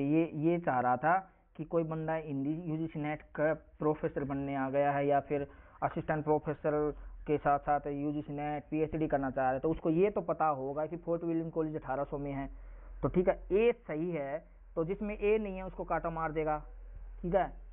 अब ये बंदा कहाँ कंफ्यूज होगा, ई में और बी में, तो बी क्या है, हिंदू कॉलेज, हिंदू कॉलेज तो वो पढ़ के आया होगा कि हिंदू कॉलेज मिलेगा। ये ई में प्रार्थना समाज, तो उसको पता होगा 1862 में नहीं है, 64 में है, तो वो क्या चाह रहा था कि प्रार्थना समाज का आपको पता होना चाहिए, बाकी तो सब गलत जोड़ रखे ही हैं, ठीक है, ठीक है। तो प्रार्थना समाज 1867 में, ये यही चाह रहा था कि प्रार्थना समाज का आपको पता हो कि 1867 में था, आत्माराम पांडुरंग ने की थी। और आर्य समाज 1875 में दयानंद सरस्वती ने, और ब्रह्म समाज की स्थापना 1828 में राजा राम मोहन राय ने की। हिंदू कॉलेज 1817 में खोला गया, और ये 10 जुलाई 1800 में तो कोलकाता में गवर्नर लॉर्ड वेल्जली ने सिविल सर्विसों को शिक्षित करने के लिए से खोला। इसका एक्सप्लेन पढ़ जाओ, बहुत महत्वपूर्ण है, सभी एक एक ये चीजें सबने पढ़नी है, एक चीज भी मिस नहीं करनी है जो एक्सप्लेनेशन में है। अगला सवाल, भारतेंदु युग के रचनाकारों को कालानुक्रम में व्यवस्थित कीजिए। अब ये बताइए, अब कॉमन सेंस है कि भाई भारतेंदु युग तो लिख दिया, इसका मतलब ये थोड़ी है, क्या पूछा है, काल क्रम अनुसार, काल क्रम रचना के हिसाब से नहीं है, जन्म जिसका पहले हुआ, तो भारतेंदु से पहले भी तो किसी का जन्म हो सकता है, ऐसा थोड़ी है भाई, भारतेंदु जी जन्म हो सकता है। अब इसमें और कॉमन सेंस लग सकते हैं कि एक भाई लाला श्रीनिवास दास है, नहीं बिल्कुल नया नया नाम दिख रहा है, बाकी इनका नाम ज्यादा सुनते हैं, प्रताप नारायण मिश्र का, बालकृष्ण भट्ट का, तो ई जिसमें लास्ट में है, तो ये थोड़ा मे भी हो सकता है। भारतेंदु जी का पहला स्थान ये भी हो सकता है भाई, इसलिए इन दोनों फंसा दिया, इसलिए इन दो में फंसा। तो बी बालकृष्ण भट्ट का जन्म पहले हुआ है, इसके बाद में हो, तो इसका ये हो सकता है, तो इसका देखते हैं अब क्या हो सकता है। यही दो ट्रिक काम कर सकती थी, तो पहले बालकृष्ण देखा इसी में फंसाया गया था, जन्म पहले हो सकता है, लिखना बेशक बाद में बंद शुरू किया हो। बालकृष्ण भट्ट का जन्म तो पहले हो गया था 1844 में, लेकिन लिखना बाद में शुरू किया था, और भारतेंदु जी का जन्म 1850 में हुआ, और तो बालकृष्ण भट्ट का जन्म 1844, ये यही फंसाना चाह रहा था। और भारतेंदु हरिश्चंद्र का 1850, लाला श्रीनिवास दास का 1851 में, बद्री नारायण चौधरी प्रेमगढ़ 1855, प्रताप नारायण मिश्र का 1856। इस दलित विमर्श से जुड़ी हुई कौन से कथन असत्य है। अब मैंने बताया था जब भी असत्य की बात आ जाए तो नेगेटिव ढूंढ लो कि नेगेटिव बात किस में दिखाई दे रही है। डॉक्टर अम्बेडकर ने दलितों के उत्थान को राष्ट्र का उत्थान माना, बिल्कुल सही बात है, इसमें नेगेटिव नहीं है। दलित लेखक संघ के गुट ने 31 जुलाई 2020 को कर्म भूमि की प्रति, अरे कर्म भूमि को क्यों जलाएंगे भाई, मनुस्मृति की बात हो तो भी एक अलग बात है। दलित साहित्य में सहानुभूतियों का विशाल अरे भंडार है, दलित साहित्यों में सहानुभूतियां नहीं है, आत्मानुभूतियां हैं।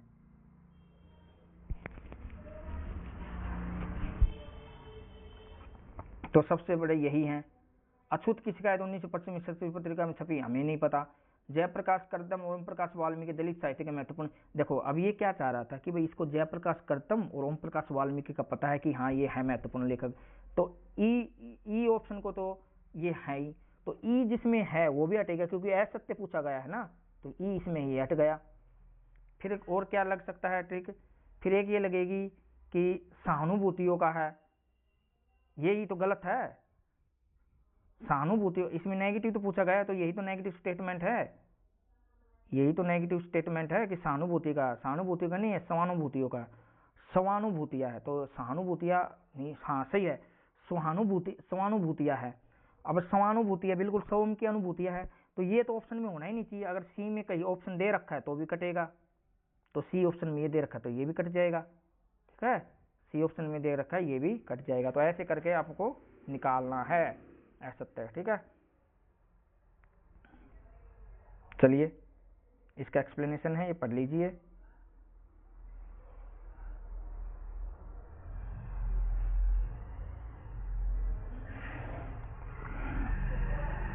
देखिए अब इस सवाल को कैसे करोगे, ऐसा सवाल, इतना आसान सवाल आते हैं भाई। आप एग्जिस्टलिज्म एंड ह्यूमनिज्म किस वाद पर आधारित है, अब बताओ। अब ऐसे बोलते हैं ना कि मेरा भी तो कोई अस्तित्व होगा, मेरा तो कोई अस्तित्व होगा, तो अस्तित्व को इंग्लिश में क्या बोलते हैं, एग्जिस्ट, मैं भी तो कहीं एग्जिस्ट करती हूँ, ऐसे नहीं पूछता है। तो अस्तित्ववाद, अस्तित्ववाद को ही एक्सटिलिज्म बोलते, तो ये अस्तित्ववाद से जुड़ा है, इसका तो कोई है ही नहीं, ठीक है। और इसके कौन है, पॉल श्रात्र, पॉल श्रात्र है इसके जनक, जीन पॉल श्रात्र। 1945 में इन्होंने पुस्तक लिखी थी ये, श्रात्र साहब ने, एक्जिस्टलिज्म एंड ह्यूमनिज्म। स्त्री आंदोलन से संबंधित इनमें से कौन सा कथन सही है, फिर वही बात आ गया। अब इसको कैसे नहीं करोगे, स्त्री आंदोलन, ये चाह रहा है कि स्त्री आंदोलन, और कुछ पता हो या ना पता हो, लेकिन इनको ये तो पता होगा ना कि संयुक्त राज्य अमेरिका में कब नारी को मताधिकार वैधता प्रदान की गई थी। अगर किसी को और ये भी नहीं पता होगा तो यूएनओ में 1946 में महिलाओं के लिए राजनीतिक शिक्षा की बात उठाई गई थी, ये नहीं उठाई गई थी। बस ये इन्हीं दो ऑप्शनों से आपको सही गलत का, और बाकी आपको पता है, ये बाकी सवाल हिंदी साहित्य वालों को जितना ज्ञान इतना नहीं होता है, लेकिन इन्हीं का सहारा लेके करना था, ठीक है। तो इसका एक्सप्लेनेशन पढ़ लो, ये लंबी वीडियो हो जाएगी, इसलिए मैं इसको देर चल रहा हूँ। मैंने आपको समझा दिया कैसे सवालों का। तो ऐसे कर रहा था, ये इसके ये विकल्प हैं ABC ADE, केवल DE। तो अगर ये यही चाह रहा था कि इन्होंने, हमने जानबूझ के यहाँ 1946 दिया है यहाँ, इसलिए कि इनको पता होना चाहिए कि 1946 में ही संयुक्त राज्य यूएनओ में, संघ में के विश्व भर के महिलाओं के लिए आर्थिक एक मोर्चा आयोग बनाया गया था, ठीक है बस। और बाकी अगर ये भी अगर पता है कि ये सही है तो आप सारा चीज़ ठीक कर ले जाओगे, ठीक है। इसको आराम से पढ़ लीजिए।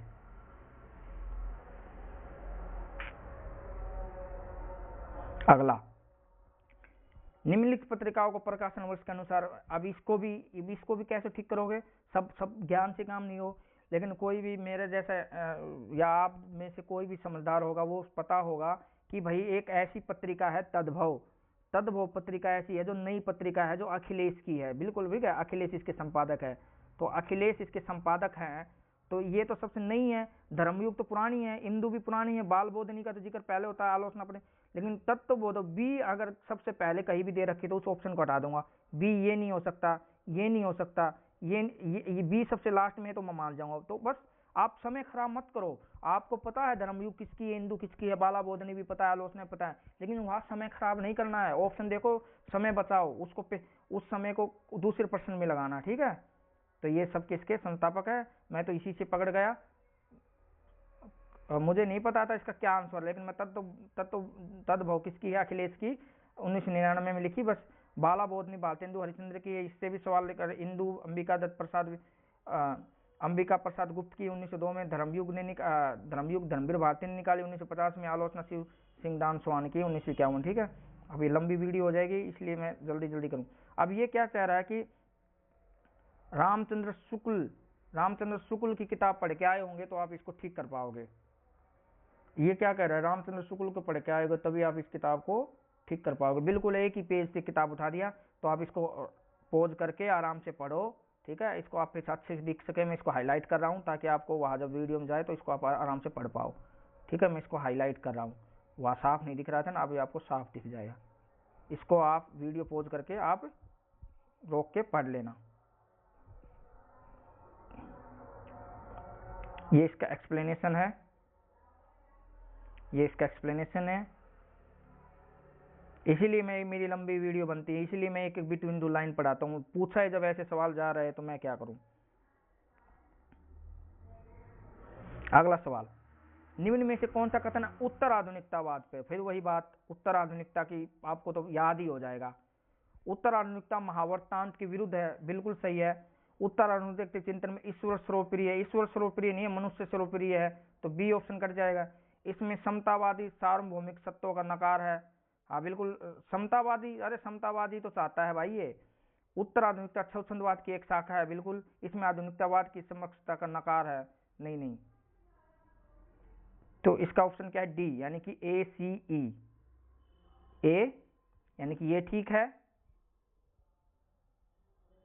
ये ठीक है बिल्कुल, ये ठीक है, और ई यानी उत्तर आधुनिकता महावर्तांत के विरुद्ध है, ठीक है।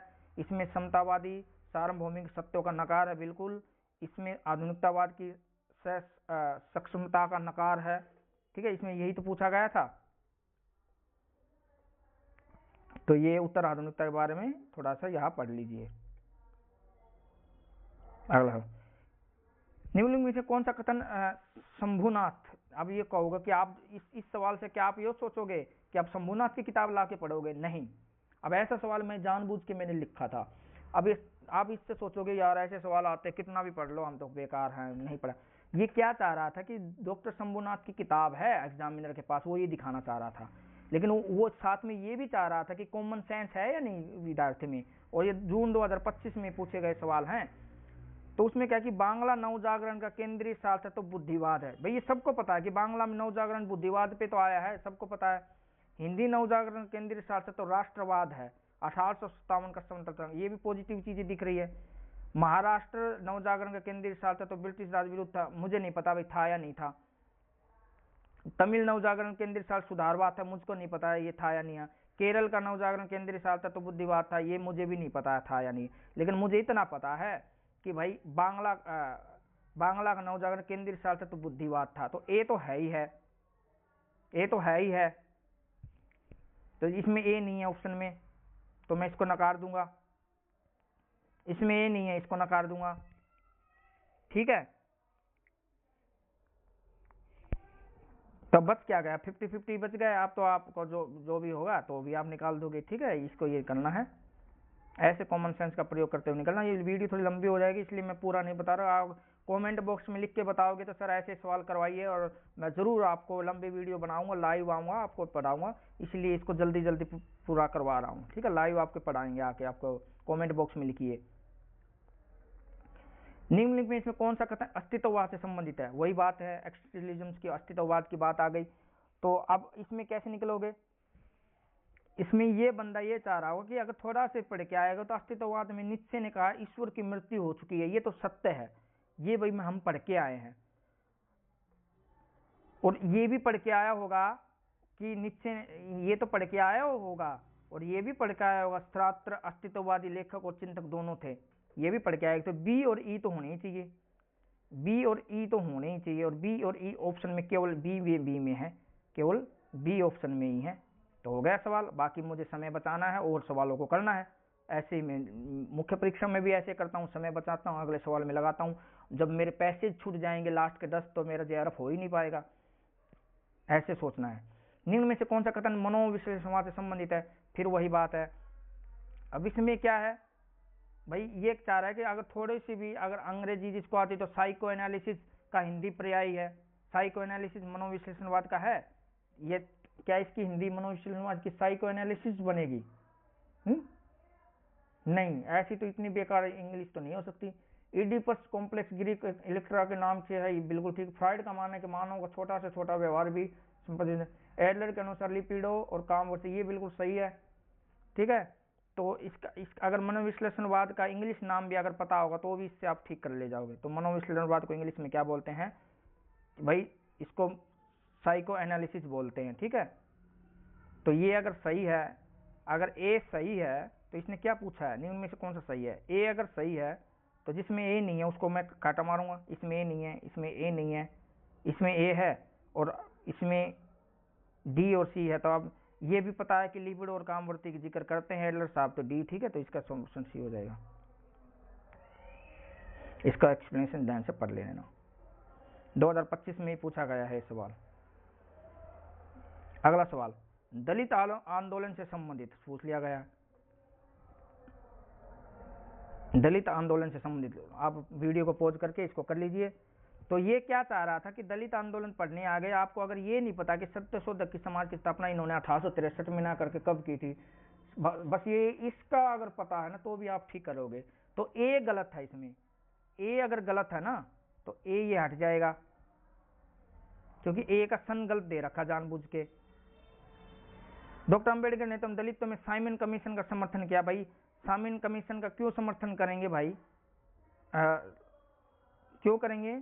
क्योंकि उनको लग रहा था कि साइमन कमीशन आएगा तो वो हमारे यही तो बाबा साहेब पे यही तो आरोप लगाया जाता है कि साइमन कमीशन को चाहते थे, उसमें सब अंग्रेज, तो फिर क्योंकि उनको पता था कि अंग्रेज आएंगे और अंग्रेज वैज्ञानिक सोच के हैं और दलितों के बारे में जरूर सोचेंगे, इसलिए थोड़ा सा इन्होंने बुलाया था। ठीक है, तो सी और डी।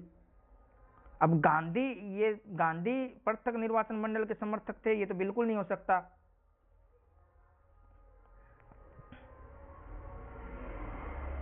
तो ये पढ़ लीजिए।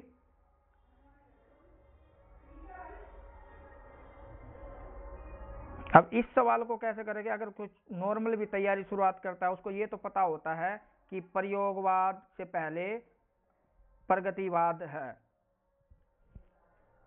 ठीक है, प्रयोगवाद से पहले प्रगतिवाद है। तो सी से पहले डी किस में है? सी से पहले डी इसमें है, काटा मारो। सी से पहले डी किस में है? इसमें नहीं है, इसमें नहीं, ओ का। लेकिन ये तो पता है कि नई कविता के बाद ए कविता आएगी ना, पहले नई कविता तो आ जाए। तो ए के बाद ई किस में है? ए के बाद ई केवल एक इसी में है, तो यही होगा। ए के बाद ई इसमें भी है, लेकिन ये पहले हट गया क्योंकि सी को पहले ले लिया गया, प्रगतिवाद को सबसे पहले। तो ऐसे निकलना है कि भाई इनमें सबसे ज्यादा एक ए कविता ही लास्ट में लग रही है, तो ए कविता लास्ट में, ई इसमें है और इसमें है। वो इसलिए कट गया था क्योंकि मैंने बता दिया कि प्रयोगवाद प्रगतिवाद ही इसमें।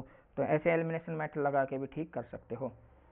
देखो ऐसे है, हालावाद 1836 में आया है, जिसके प्रवर्तक आपको डॉक्टर हरिवंश राय बच्चन है।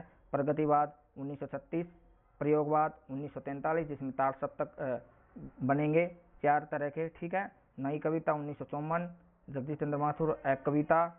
ठीक है,